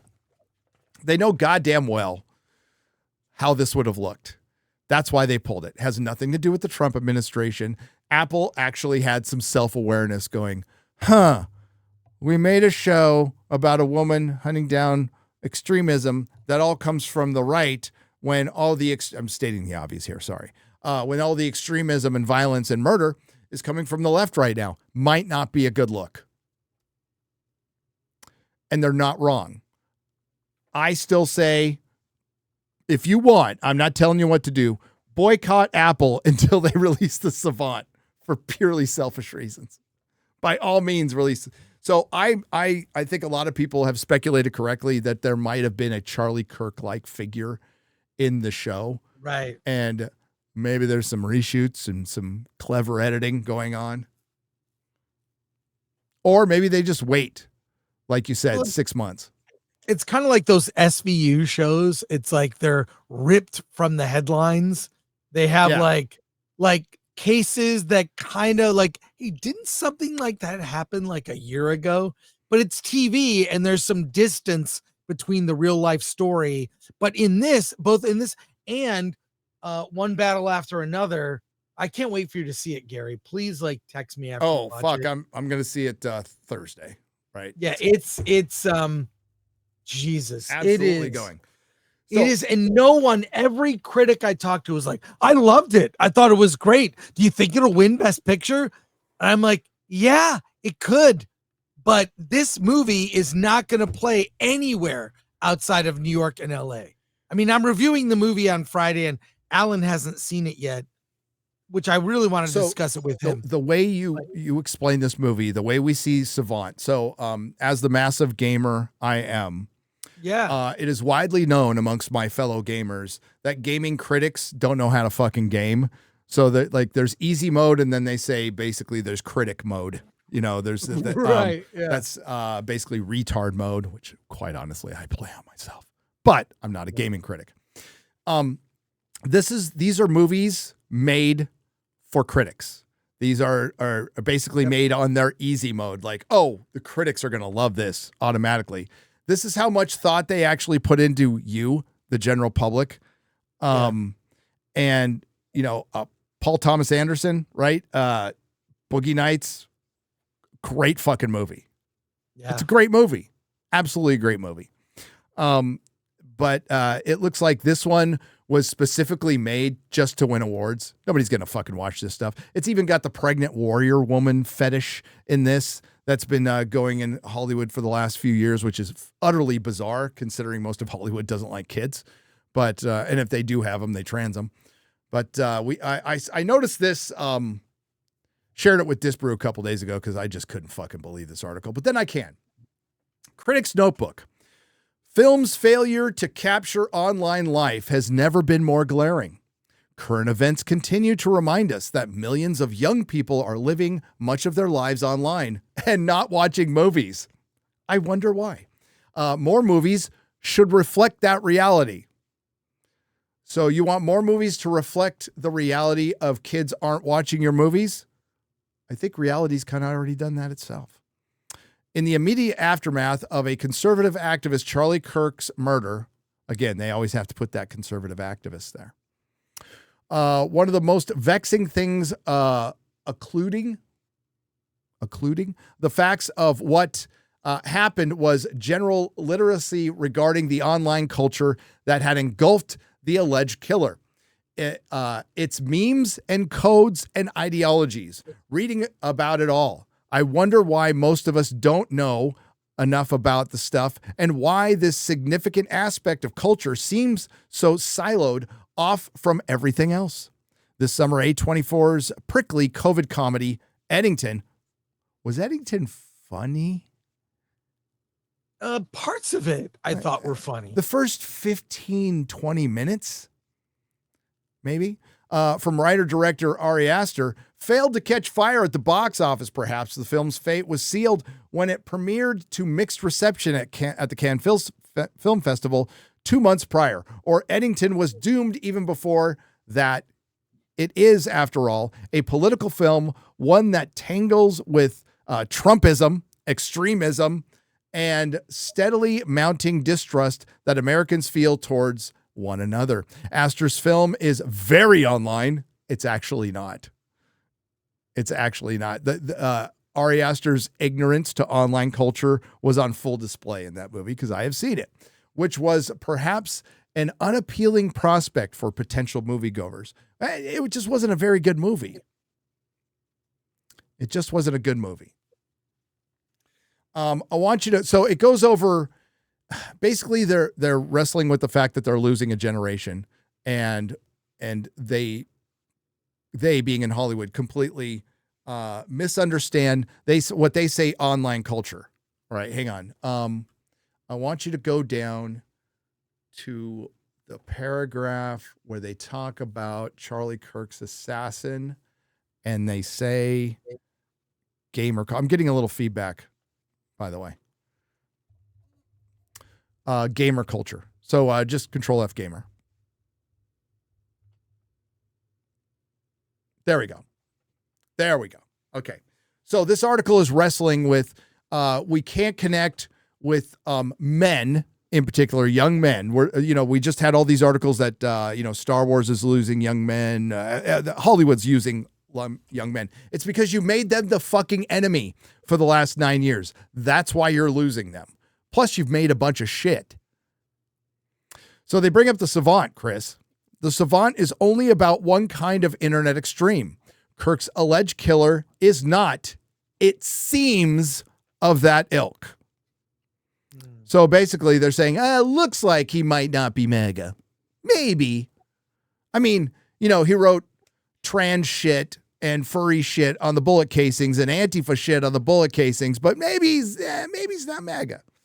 And then there's the messages to his boyfriend.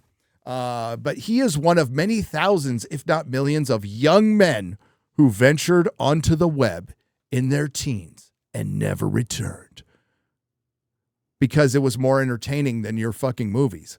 What little we know of his ideology, Chris, of the shooter's ideology. We know very little of it, except he wrote shit on the fucking bullets. I think it's pretty obvious to conclude what it was. What little we know seems steeped in the argot of online gamer culture. You know where they're going next. A tongue foreign to many of us. The world he lived in should probably not feel so alien. Well, the world the shooter lived in should probably feel pretty alien. Furry porn and stuff like that. I think that's good that feels pretty alien to most people. But you see what they're framing here, Chris, is it's gamer culture that's causing this extremism. And we're going to start seeing that bullshit again. This goes back to heavy metal music is the satanic panic and causing people to kill themselves with Ozzy's Suicide Solution and all that fucking bullshit is going to happen again. And this is the problem is Hollywood doesn't have the power they used to. So as you guys all know, the most profitable form of entertainment right now is gaming. It dwarfs Hollywood. Hollywood is now, we talk of Star Wars losing a generation. We talk of Star Trek losing a generation. Hollywood is losing a generation. The entire industry, which means it's reached maturity, it's peaked, and it did it to themselves. But bringing up the Savant and One Battle After Another, where one has now been canceled or at least postponed for the next 6 months, and then we're going to get this movie this Thursday as of right now, and I really hope they don't pull it because I can't wait to see it. It's too late. The train is, it's on IMAX screens. It's not going anywhere. But they're selling it as like a Paul Thomas Anderson thing. I mean, having seen the movie, what it's really about, it's kind of shocking. I read ahead as you were reading, Gary. I skipped ahead. Go ahead. I used to do that in school. But when the guy in the next paragraph says film is an inherently sluggish medium. It takes time to make, and thus commentary is usually delayed by a few years. Only a few rare films feel as if they're precisely reactive to the present tense. That's what One Battle After Another is. It's very much commenting on current events only a few months ago, like attacking ICE facilities. Who would have predicted that would happen? Although I remember years ago, I saw an episode of Rogan, I don't know who the guest was, where they said, get ready for immigrant riots. That's the new thing that's going to happen. Immigrant riots. Illegal riots. God, chat. Who was that? It was. Do you remember that too? Name And starts I was with an like, S. oh, wow. Oh, I remember Anyway. it. Yeah. And they showed it and they were Yeah. right. And perhaps it continues. Perhaps then there will eventually be movies that meaningfully address what online life is today. I sort of doubt it though. I do too. And this is something that Chris and I have been talking about for many years, and many of us in this sphere have been talking about for many years, is when you insert the message into stuff like, oh, I don't know, I'm just going to, off the top of my head, Star Wars, Star Trek, Doctor Who. You're taking these timeless stories that had moral commentary and you're dating them. So you're dating a timeless story, which makes it not very timeless. And when it comes out 2 or 3 years later, after a massive, we've had 2 cultural shifts now in the last year. We had the election last November, and we had the murder of Charlie Kirk. Both of those are major cultural shifts. And yeah, it's going to look really dated and horrible. And as Chris described it, One Battle After Another is about Antifa attacking ICE, essentially. Correct, Chris? Yes, it's very overt. They show them making bombs. They show them setting off bombs. They show them presumably killing people. I mean, it's very much ripped from current events. It's when you see this footage of protesters outside ICE facilities, this is the next level. And we've seen things now escalate to violence. So I just don't know how they're going to play it. And I'm sure the critics will downplay that aspect because that's the first third of the movie really is into that. Then the last chunk, so the first third is a slog. And this movie is like 2 hours, 40 minutes. It's like a long movie. The part, once it gets to Leo trying to save his daughter, it's a different story. But the world and the backdrop to this whole thing are all really horrible people that are hard to sympathize with. Their Antifa are the protagonists of the story. And I don't think the general public really likes the antics of this group. To be fair, I think it's an extreme side that's like, I love what Antifa's doing. Yeah, that's like this small percentage of people they like all the way over here. They like to hide behind the title, right? They go, well, everybody should be anti-fascist. It's like, sure. Anti-fascism, anti-communism. Sure. Absolutely. You're not fighting fascism though. You're attacking regular Americans. You're burning down their businesses. You're toppling statues paid by taxpayers. You're killing people. You're fucking killing people who are not fascist. Charlie Kirk was a Christian, was a regular garden variety, very effective speaker, but just a Christian, just a normal Christian guy, not a fascist, and you murdered him. So Jack Baselvic put up a pretty good tweet, says leftists attack Fort Worth ICE facility. A trans radical murdered Catholic children. A leftist murdered Charlie Kirk. A leftist shot up an ABC station. What he leaves out here is a leftist tried to set off a bomb on a Fox News van. Right. Within the last couple of weeks.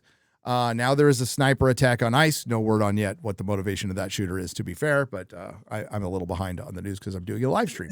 This is terrible timing for that movie. I don't know how they're going to spin it, but I do know that all the critics I know are like in lockstep with this is an Oscar winner. It's so timely. And I think, look, I like Paul Thomas Anderson's last movie, Licorice Pizza. Really entertaining, but I feel he overcorrected with this film. I don't know, man. Interesting timing. Yeah. Now, real quick, I want to address one thing before we get into soups. Fellow YouTuber, and again, people have a right to say what the fuck they want. That's what I love about free speech. You can hear all the ugliness and the beauty of the free speech, and I don't think it should be suppressed. Just want to point something out. Just bring attention to something because I am a Song of Ice and Fire fan. I'm a big Song of Ice and Fire fan, and I listen to quite a bit of lore and speculation for the book series that will never finish, like ever.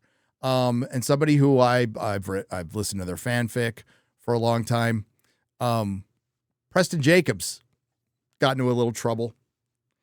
And he might not be in trouble. Not really sure. But if you want to... X-Ray Girl.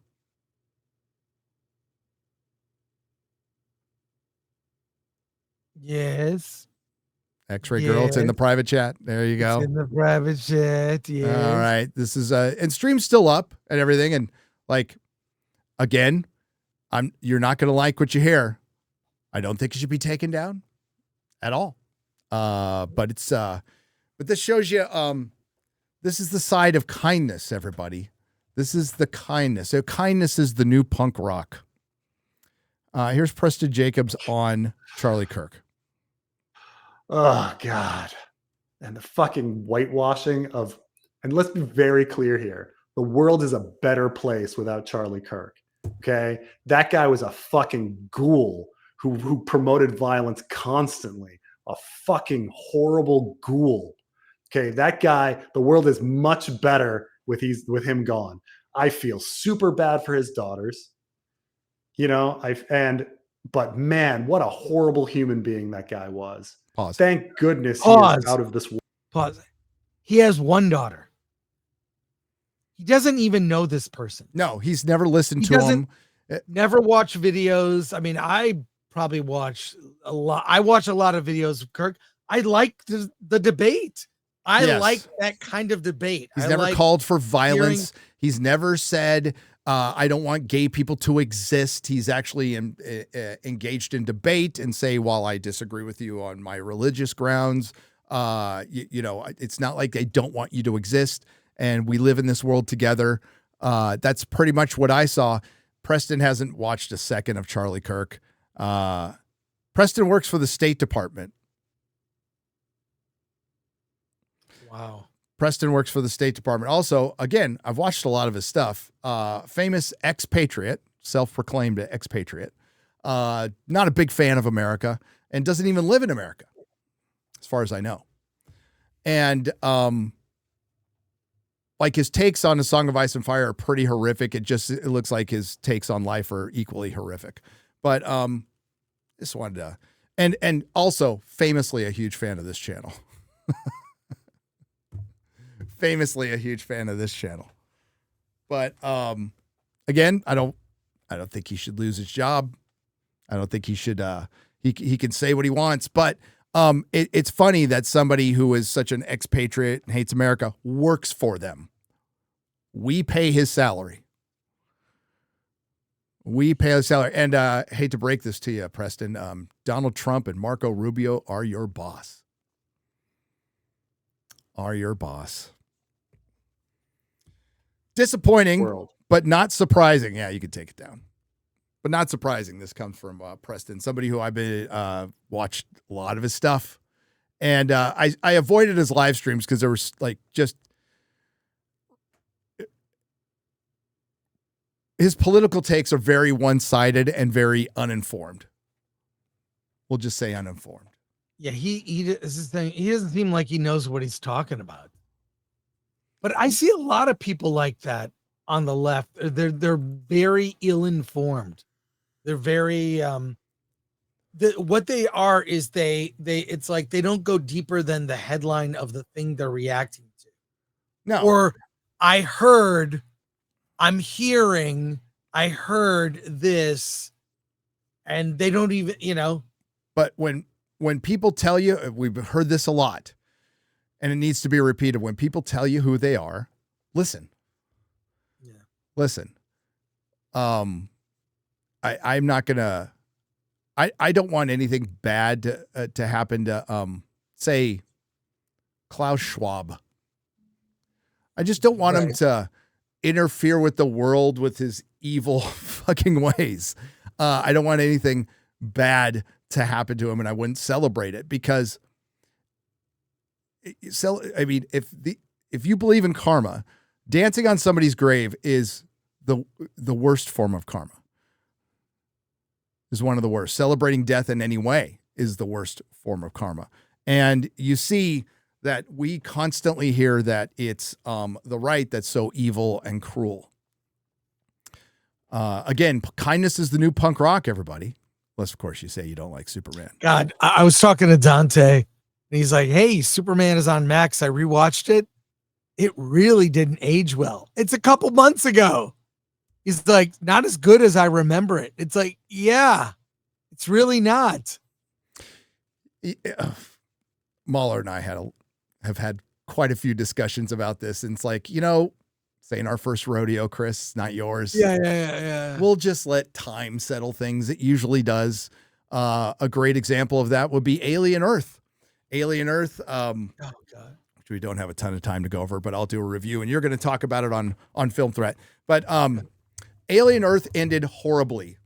It didn't end. It just stopped. It resolved nothing. Only red shirts died. So none of the main characters died. The show that was called Alien wasn't about the alien. Well, it's implied at the end that certain people are about to die. But No. maybe you're not. No, they are not. No. No. They kept them alive. They're going to keep them alive. So they capture all the humans, basically. All the humans get captured. Right. And they're going to, but they had multiple times to kill Morrow, which they should have done. And they didn't.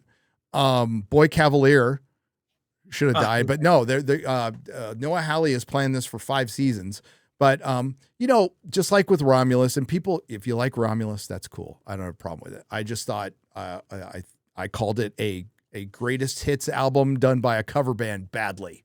That's what Alien Romulus was. Alien Earth is so much worse than Alien Romulus because it tries to, because it's frustrating. It tries to introduce some pretty interesting ideas. The sets look really good. The show is incredibly stupid. It's filled with dumb characters making stupid decisions. You don't like anybody. Wendy, your protagonist, is a mass murderer. She's got a Conan the Barbarian body count. And the show is called Alien Earth. And the alien isn't even a tertiary character in its own series. It's a pet. It's domesticated.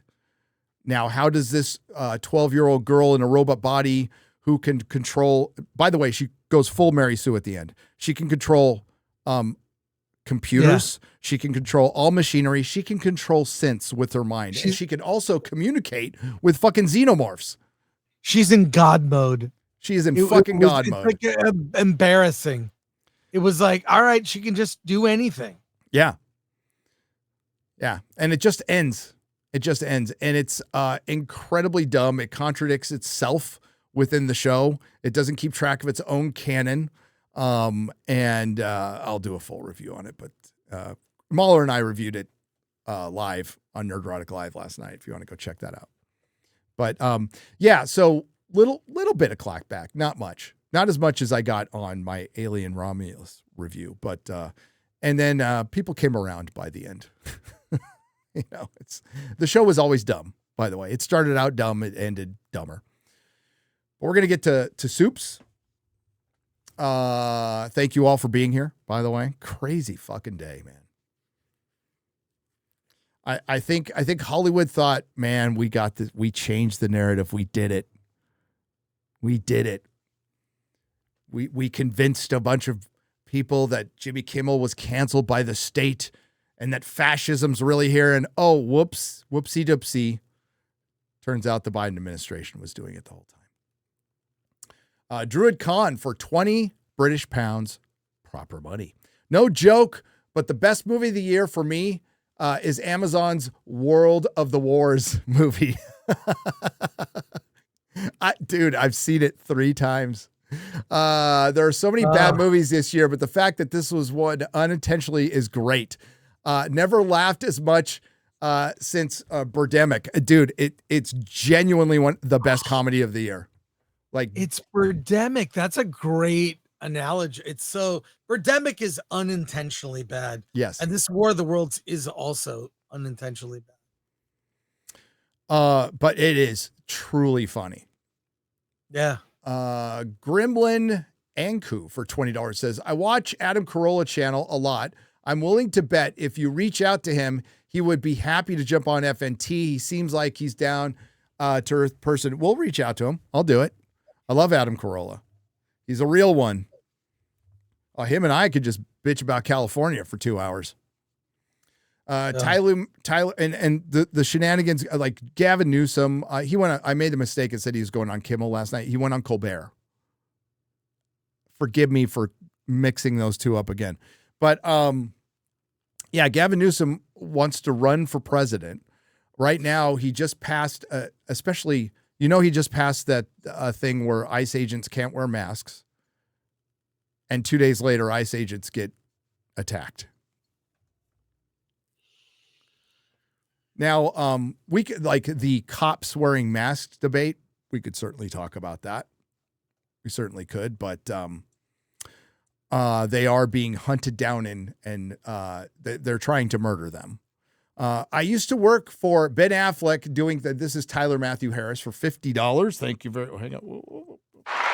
Thank you. I used to work for Ben Affleck doing things. He puts it, I used to work for Ben Affleck doing ... things. Was over at his house every day for a year while he filmed a movie, the movie Air, which is quite good, by the way. The ideological bubble is a result of naturally guarded social bubble. They're actually really great people. And I've heard that a lot. Listen, I've got some friends who are in that bubble, but they still talk to me, which is nice. Not all of them, but Raging Rhino. What's up, Raging Rhino, for $7.99. God bless you guys. You guys ready for the Grogu movie? Gary, I know it's a long way out, but box office thoughts. Kimmel was a psyop. 2 a.m. Good night. Yeah, I think Kimmel could be a psyop. We talked about Grogu yesterday, and I did a trailer reaction, and Chris did too. My box office prediction, and this is being very generous, is 500 million worldwide. Yeah, that seems about right. Maybe 400. I mean, look, it just looks like coming up on the new season of the show. It's just no enthusiasm for it. No, it just looks like a TV show. It does. Somebody said it on Twitter, forged in IMAX, it says towards the end, and lit for television. Tommy Perez for $9.99. Hey, Gary, big fan. Did you see Demon Slayer? I haven't. It's killing at the box office. It absolutely is. I believe it may pass Superman and has passed Fantastic Four as one of the highest grossing films of the year. Anime is kicking Hollywood's ass, and look for Hollywood to vandalize and destroy anime and gaming. That'll be next now that they've gone through pretty much all of genre, which is very sad. But yeah. Demon Slayer did great at the box office. Slack Attack for $5. Star Wars is dead and Disney won't stop. If they remake the original trilogy, which they absolutely will, 100%, can that legally be considered an act of necrophilia? Yes. That's the only card they have left to play, is to remake the prequels in the original trilogy. It will happen. I think, here's my prediction. They will remake the OT in anime.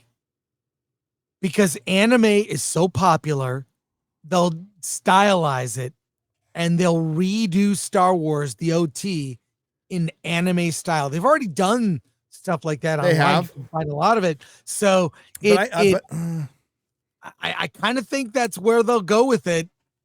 Here's where I'll respectfully disagree. I think that would probably be a good idea if they did a really true adaptation, but that takes away from the ability to make a live action remake of the original trilogy, which is the only thing that has any potential of making any money. As much as I loathe that decision, and Chris does, and everybody here does, what else do they have? What's Star Wars about? Right. I mean, evil has already been defeated. And the only thing they did with the Disney trilogy is make the original trilogy, basically Han, Luke, and Leia failed. Yeah. Eddie Brock, 9043 for 249 says, Gary, Chris, thoughts on Marvel Zombies? Review soon. Chris has seen it all. You want to give us brief thoughts? In brief, and I'm going to go into detail on Hollywood on the Rocks. It's better than you would think. I'll tell you. It is, I thought, the story was clever. I liked the kind of on model, off model for the real actors. I mean, they have everyone from Paul Rudd doing Scott Lang. The Blade kind of looks like Mahershala Ali. It seems like that was in the planning. So they have like characters familiar. A lot of people did voices like Florence Pugh and whatnot. So I kind of liked the whole story. There are 4 episodes. I've seen them all. There is one major flaw that the cards come tumbling down. They focus on phase 4 characters primarily. Shang-Chi is a big character. Katie's a big character. Ms. Marvel is at the center. It should have been Spider-Man. They should have had Spider-Man, Iron Man, Captain America. They focused on the wrong characters, B characters, including like other minor characters. Like, it was weird, but the story itself is kind of cool. It drops you in the middle of zombie world. And some things like, I don't want to ruin, well, I won't ruin anything, but there's some characters you don't really recognize. And then, you realize that's so-and-so or whatever. I liked it. And then I was like, oh, wow, I'm not invested because these are characters that I don't care about anyways. So Ms. Marvel is the star along with Katie and Shang-Chi. But the actual events are like really kind of epic. Like there's one thing on the sea with a zombie Namor, and like that's kind of cool. Like there's like cool action. And also, by the way, it is, it's not for kids. This is very R. There's like characters getting, gruesome zombie-like deaths. So I give them credit for that. But it's characters you don't care about. I think it's indicative of what Marvel is right now. The phase 4 characters fighting a bunch of dead zombie phase 1 through 3 characters. Like Thor and Captain America and all that. Perfectly encapsulates the MCU right now. Yeah, it's read the comics. Have you read the comics? The Marvel Zombie comics? I haven't. I know Alan has. Okay, yeah. It's good. Robert Kirkman wrote them. Uh-huh. Robert Kirkman from Walking Dead wrote those comics, and they were good. it's you know what? I'm like, God, this story is like, I'm kind of into it, but I just don't care about. Yeah, but it is kind of cool. You see, can I ruin one thing? Like, so all I can say is some characters from Phase 4 you probably don't like die in really good ways. That's what I'll say. Does Ironheart die? Yes. Oh, good. Okay, maybe I like it. and soon. Not gonna say. Lee Kindler for $9.99. An actress I follow got fired from 3 jobs over the weekend. Her crime showing compassion for Charlie Kirk. I'm sure Hollywood's free speech army will be addressing this at any moment. Which actress was it, Lee? Not surprised at all. A lot of people have gotten heat. That's unbelievable. There was protests at a fucking funeral, and people are getting heat for just saying, yeah, violence is bad, and I really didn't want him to die. Another left-wing terror attack. Surprise, surprise, says Don Breaker for $5. I know. Luca Purdy for $9.99. Saw Marvel Zombies today. Blade Night was peak. Is it out? Yeah, I think it's out. Blade. I actually really like Blade in it. Like, I mean, because I like Blade as a character. He's good. So I'm in two minds about Marvel Zombies. Parts of it are like, fuck, that was a great action scene. Someone died in a really horrific, gruesome, like R-rated way. They went for it. So I give Marvel credit. The problem is, and I think it's well written, it's not the characters we are invested in at all. And that's the downfall. That's a problem. That's why I don't think many people are not going to go past episode 1. Episode 2 is all Shang-Chi and Katie, mostly. What's this name, X-Ray Girl? Fartleby. I got to get coffee. I'll be right back. Fartleby Chucker. Fartleby Sock Chucker the Fourth for $10 says, how do you and Chris think that P.T. Anderson's DiCaprio Antifa flick will do with the country's current crisis? Think it'll get pushed? I think they would have announced it by now. No, it's too late. Opens. You can see it tomorrow. Tomorrow. Not going anywhere. It's going to tank anywhere. It'll do well in New York and LA. And then some people, Leo, he is a draw. He's a star. But I think you're going to see on Friday, all the conservative critics are really going to go after it. It's just I would not have, I think it was a bad choice. Ultimately, the father-daughter story is redeemable, but the background events are irredeemable, in my opinion. And I don't think when you've got 80% of the country is like, yeah, we kind of need to clamp down on illegal immigration. 80% of people think that's a good thing. There's not a lot of sympathy. All right, I'm getting coffee, Gary. I'll be right back. Arturo, I'm guessing Hernandez Jr. for $10. What's up? Was that Disney quality AI comedy? Oh, the AI Chris showed? Probably. It was real. It was real. 2 cents for $4.99. Did not hear any sorry, only excuses. Gore, will you get tickets if Lions go to the Super Bowl? I can answer for him. Yes, he will. Not so sure they're going to the Super Bowl this year, but we'll see. We'll see. The Pack just lost a tough game to the Browns, man. ARG, another name for $9.99. Jimmy Kimmel is the perfect representation for the modern left. Smug, intellectually dishonest, and completely dependent on a rigged system to keep his place of power and quote-unquote influence. I could not agree more. He is propped up by some very powerful entities that want to keep that message going. Is he profitable? No. Robert Hayes for $4.99. Hail Nooner. I want you all to have an Arnold off to see who has the best Schwarzenegger impression. Go for it, X-Ray Girl. No. Get to the chopper. Get to the chopper. It just sounds. Consider this a divorce. What killed the dinosaurs? The Ice Age. The Ice Age. Gary, what are your thoughts on SoCal crust punk bands like Leftover Crack and F-? Did you ever go to any of their shows? I've been Leftover Crack, no. F-, yes. I've seen F- quite a bit. They were pretty good. F- was it's a couple of girls. F- was pretty good. Saw him open up for Social Distortion, and I saw him open up for Reverend Horton Heat. Social Distortion played, wasn't the Bacchanal. It was a place in San Diego for 11 nights in a row. Super Vash for $10 says, that is a complete lie, Gary. The state did get involved, which is why Ted Cruz, Mitch McConnell, and other Republicans, Roseanne was taken off the air during the Trump era. It had nothing to do with the government. If you ask Roseanne, she said it was Obama who got on the phone.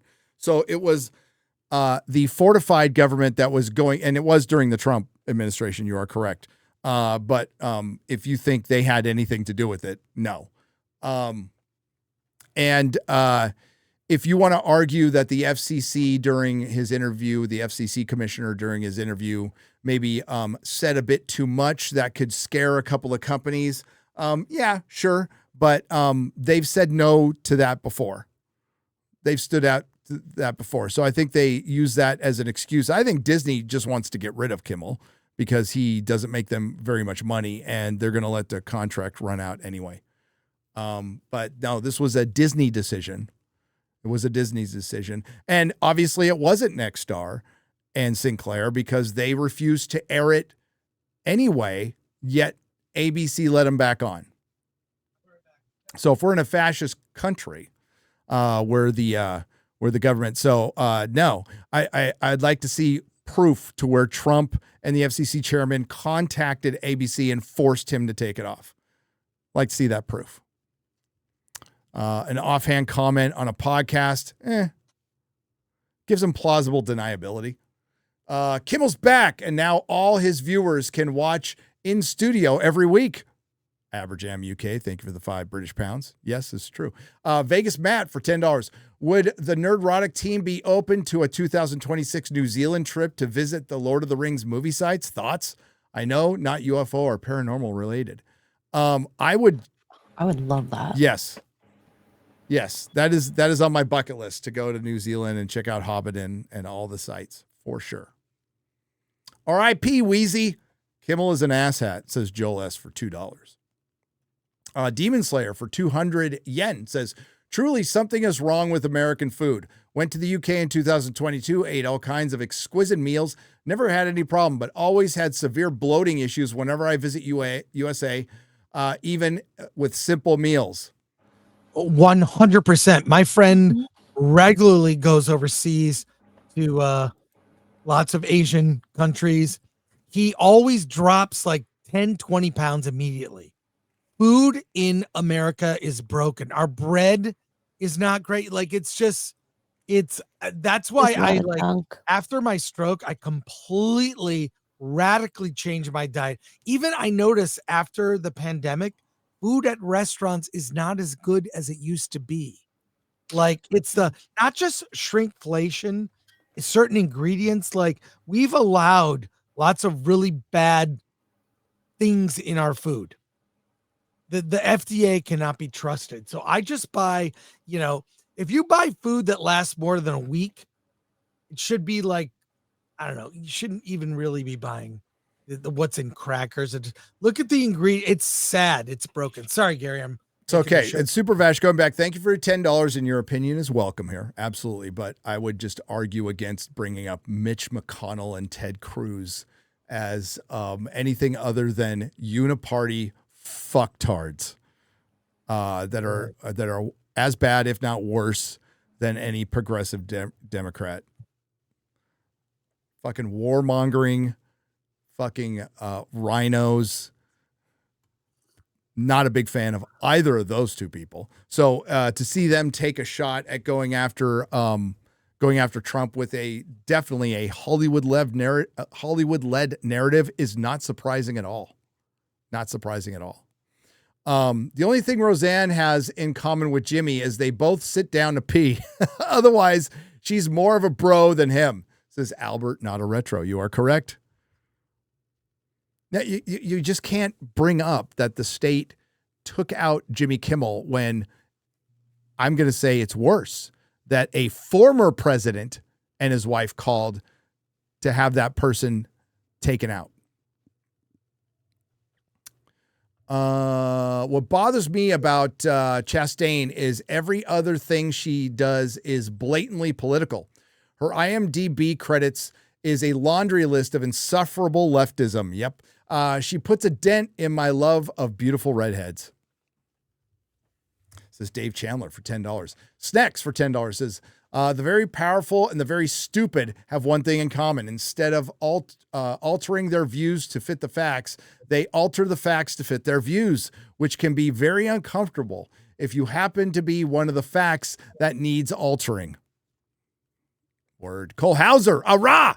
For 5 Canadian pesos. If anyone benefits from white privilege, it was Jimmy Kimmel. So will white liberals speak up for this? Of course not. Of course not. No, it's very one-sided. Equal application of the rules. That's all we ask. I'm shocked that Savant couldn't see this coming, says Jason. Yeah, I know. Jason, thank you for the $2. Lionheart, 617 for $2. Honestly, let Disney waste more money paying them. Yeah. I just broke out the popcorn. People were canceling their Hulu and their Disney Plus. There was even a comment on Deadline about canceling their Apple Plus subscription for canceling the Savant. And I'm like, you know what? Do what you feel you need to do. You think with Doomsday wrapping up filming, they could have kept the May release date? Well, I mean, this is basically going to be an animated film. Yeah. So it's going to take them a long time. And the fact that they just wrapped filming, and they're going to do tons of reshoots. Tons and tons. It doesn't bode well for the script. I think Doomsday has the potential to be the biggest flop ever. Just that budget alone. Is there interest? Thoughts? English Batchers, thank you for the 10 British pounds. There is interest, but I think it's really mild and tepid comparatively to Infinity War and Endgame. And they need it to do as well as Endgame. Absolutely need it to do that well. And I don't think it will. I'm not going to run out and say flop yet. We'll see. But I think the prediction of Spider-Man Brand New Day doing better, I think that's a pretty solid prediction. Albert Not a Retro for 5 Canadian pesos says the last time a politician spoke honestly was when Lyndon Johnson talked about black people voting Democrat. At least that was his honest opinion. Yes, it was. And recorded. How do you say this name? Balanchine? Balanchine? I don't know. $10 on the Streamlabs side. On a somewhat of a lighter note, among all the firings recently, did you see this tweet out there? IDC, I don't care if I get fired. Charlie Kirk had it coming. My name is Kathleen Kennedy and I work for Lucasfilm. That wouldn't even get her fired. It would not. Yeah. She is unfireable. She will leave when she is good and ready. Agreed. Exactly. We need more people in trades. Having to wait 2 weeks for an electrician and a lineman when your power is flickering at work is insane. Yes. Commodore Fan 64 for $5. Contractors, electricians, they're hard to come by right now. Lucas Garrett for $5. Craig Ferguson was the last great late night talk show host. We have had now. What we have now are political stooges as mouthpieces, nothing more. Word. Kimmel just implied heavily that Trump and the right made Nexstar, Sinclair, and all the other local advertisers who pay them to attack them. Yes, he did. I mean, he came out and said it. Kimmel should have just stayed sniffing Ben Stein's coin purse. Truly crazy times we live in. Go Team Venture. Go Team Venture. Snacks for $2. Babylon B was banned for calling a man a man. Yes, Babylon B was banned off of Twitter. It was. You know who else was? Completely silenced across all platforms? A former president of the United States, who is now the current president.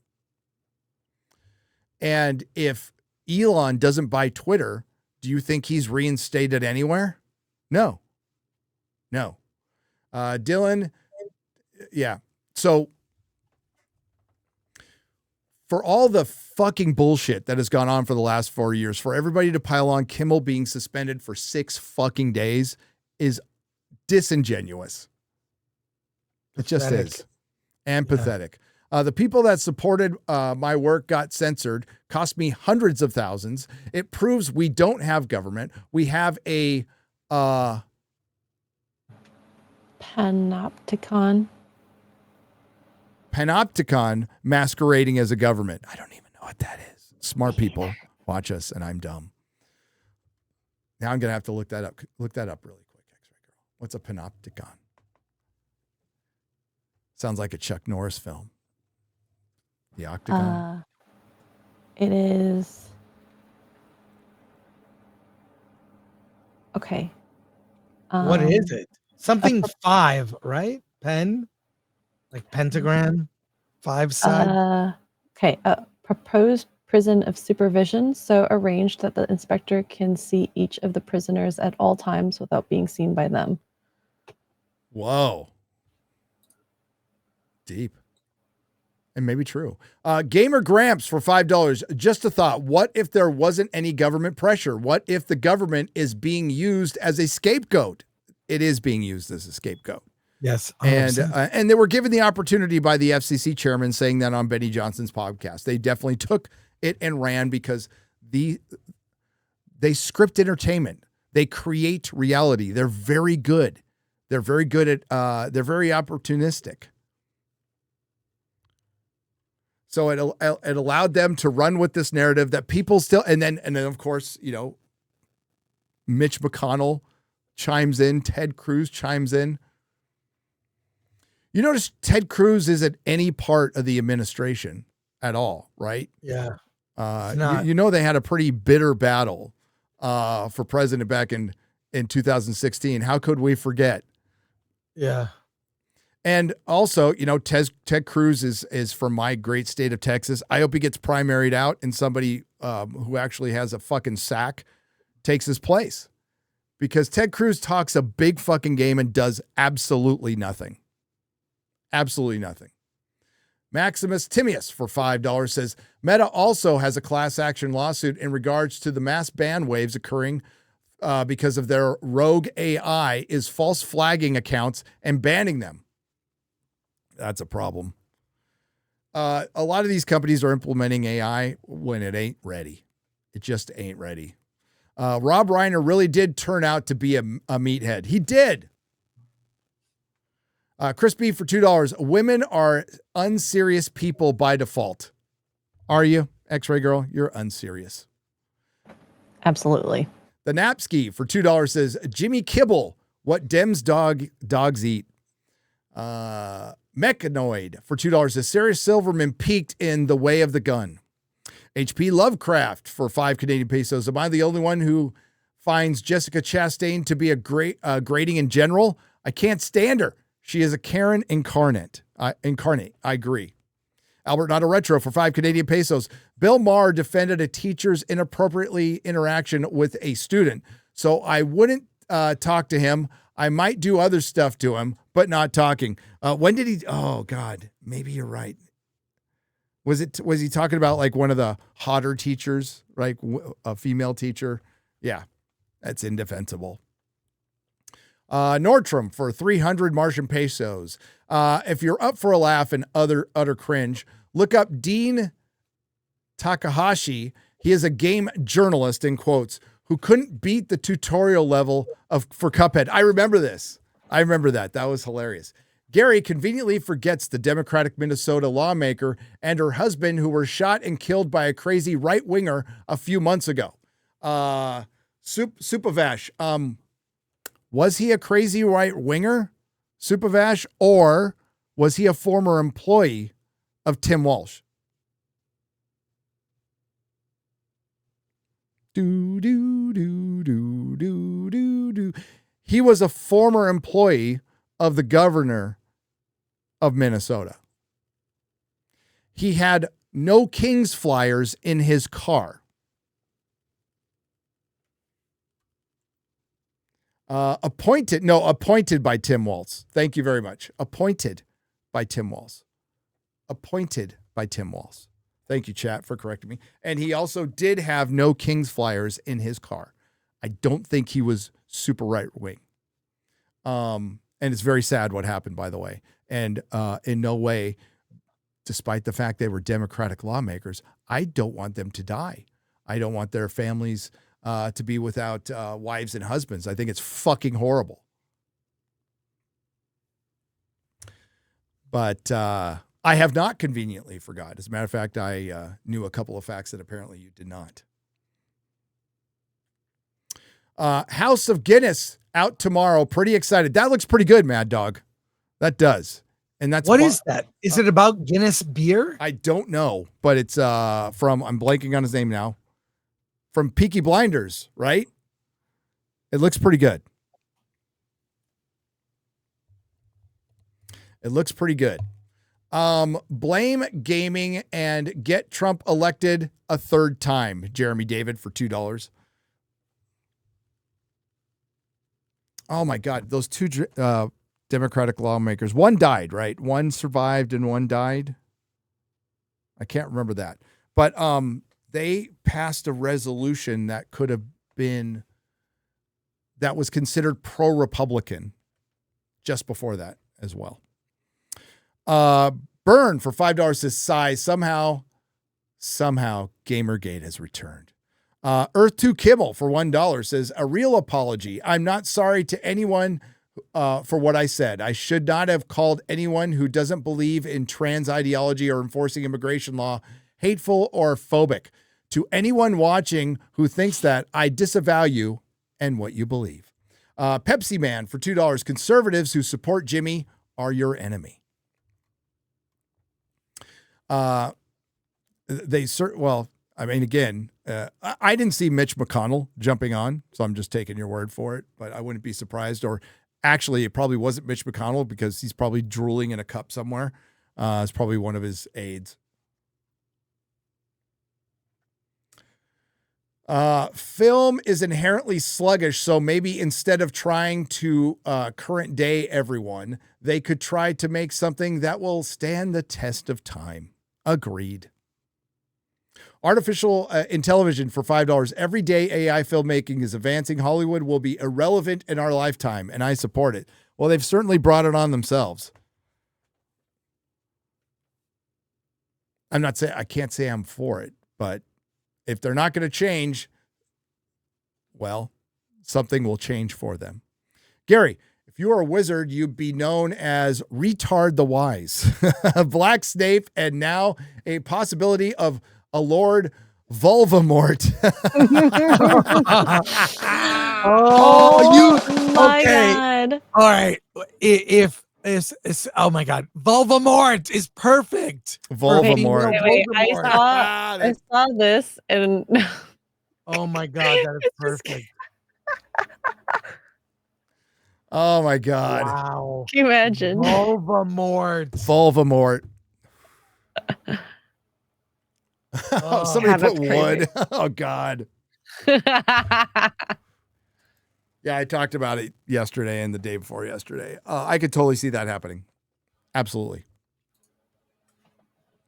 Absolutely. Thank you, Ryan Crawford, for $4.99. Yoda's BFF for $4.99.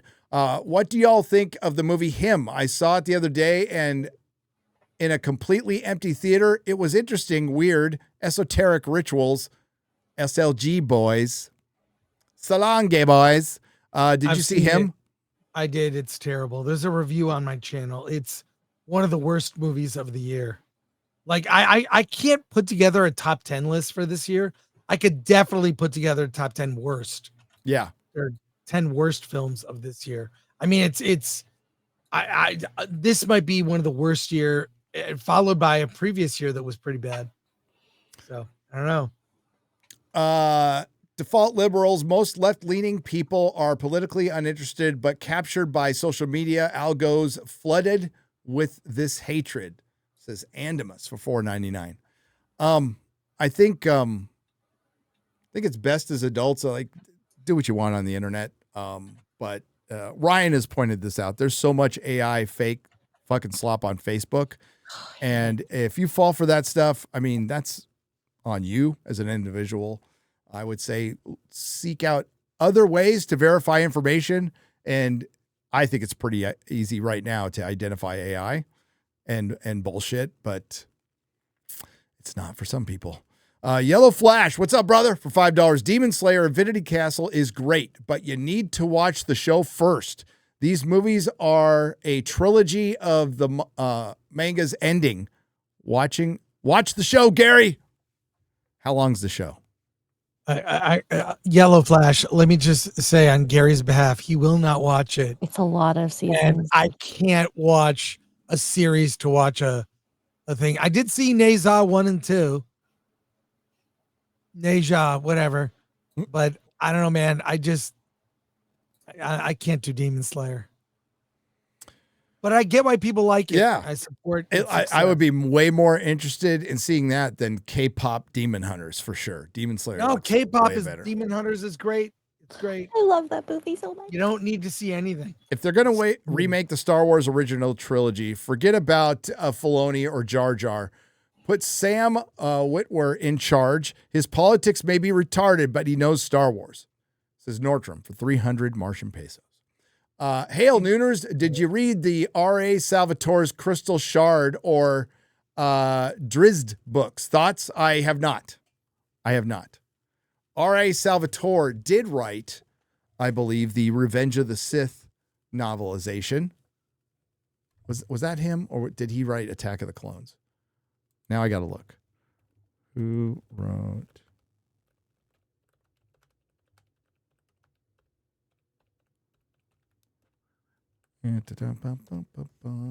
Oh, it's Matthew Stover. Sorry. I think R.A. Salvatore did Attack of the Clones. So never mind. Mike Rogers for $2. When are you going on Derp?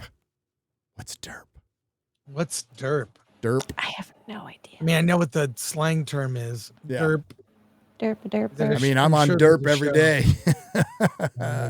Nordstrom for baseline. 300 Martian pesos. Gary, you mentioned before, what was the last sitcom where the father wasn't portrayed as an idiot? The only one I could think of is Last Man Standing. Yeah, it's really tough to find. Most fathers are complete idiots. They just are. Gary, remember Ted Cruz is Canadian, so it's our fault. Cole Hauser, praise Allah. Doesn't mean I don't love women. They just be wild, says Chris B for $2. They be wild. Mar defended 35-year-old teacher Mary Kay, I can't pronounce her last name, relationship with a 12-year-old male student on his show Politically Incorrect. Oh, that was many years ago. Yeah, that's fucking retarded. Horrible. Ryan Kinnell for $20 on the Streamlabs side. Grogu is what happens to Jeremy's ding ding when he pulls tricks for beer money. Jeremy doesn't drink beer. He just pulls those tricks for fun. 3 jabroni for $2. I like boobies. So do I. WG for $5. Bumped my head and I have a slight case of amnesia, but am doing better now. That's good. Taker 610. What? And he did it 4 times. Oh, he did it. Oh, you super chatted that 4 times. Yeah. Oh, Taker 610 for $2. Did Gary say McConnell has AIDS? Congressional? Yes, I did. WG for $10. Anyway, I didn't really bump my head. Here's another 10 for X-Ray Girl's Tim Hortons fix. There you go. Thank you. All right, we're going to wrap it up there.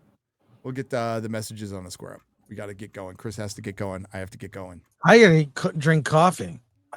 I did too, but I have to. Well, I mean, I have to do an Alien Earth review, which is an entire season, so it's not like just a couple episodes. Marvel Zombies, Now Gary. I have to do Marvel Zombies. You have to do it, and I have to do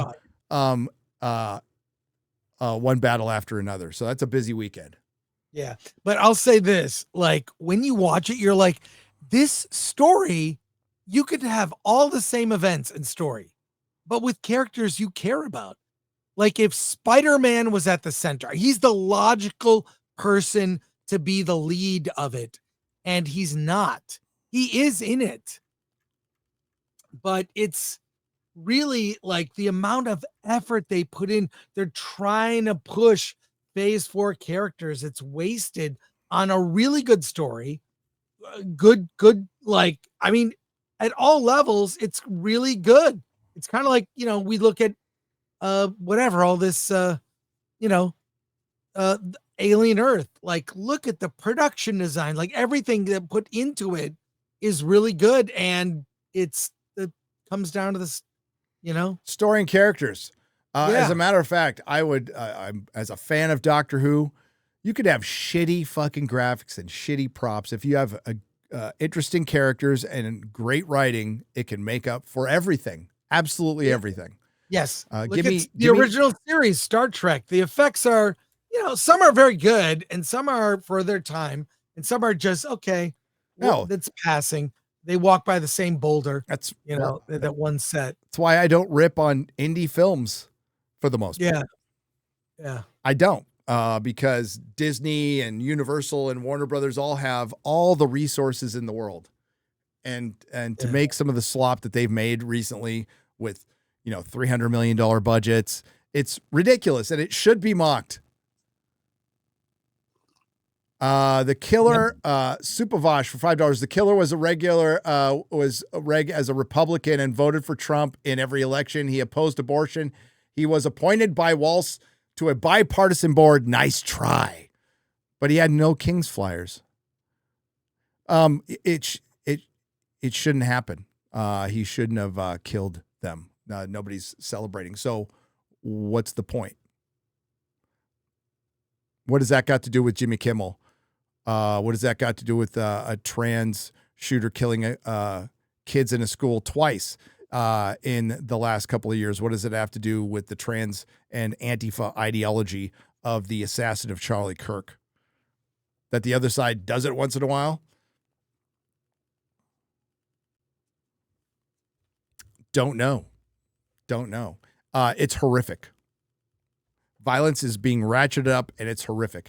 R.A. Salvatore was hired by Lucas to write for the EU. He wrote the first Yu Zhong Vong book for Star Wars, starting the storyline with with killing Chewbacca. Says Dyrus for $5. Don't kill Chewbacca. I remember when Chewbacca died. Yeah. I remember. It didn't happen in the movie, so it didn't really happen.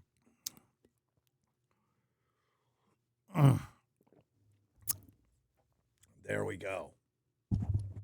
Okay, Chris, what do you got coming up? Hollywood on the Rocks in 90 minutes or so. I'll see you there with Alan Ng. Nice. Hollywood on the Rocks. What about you, X-Ray Girl? Tonight, Poor Choices, 8:30 p.m. Eastern, and Friday Night Tights. Friday Night Tights Also, with Mahler. Yes. Gary's book. Yeah. Just so y'all Close out know, week. this is the last today, tomorrow, and Friday. So if you're interested in the book, you should definitely get it because the hardcovers, I believe they're only being sold in the pre-order, right? Yep. So yeah. Cool. Yes. So all right. Links will be in. Yeah, I'm sorry, I'm trying to do 3 things at once, and it's very difficult for my mind. It's very difficult. So yeah, we'll be back Friday Night Tights with Mahler for the closeout, and we'll have plenty to talk about this week. Oh my God. Oh, almost too much. Plenty to talk about. And we hope you all have a great day, a great hump day. And thanks to the Nerdrotics. Thanks to everyone who left a super chat donation. You help keep the lights on, and we'll see you next time. Bye-bye.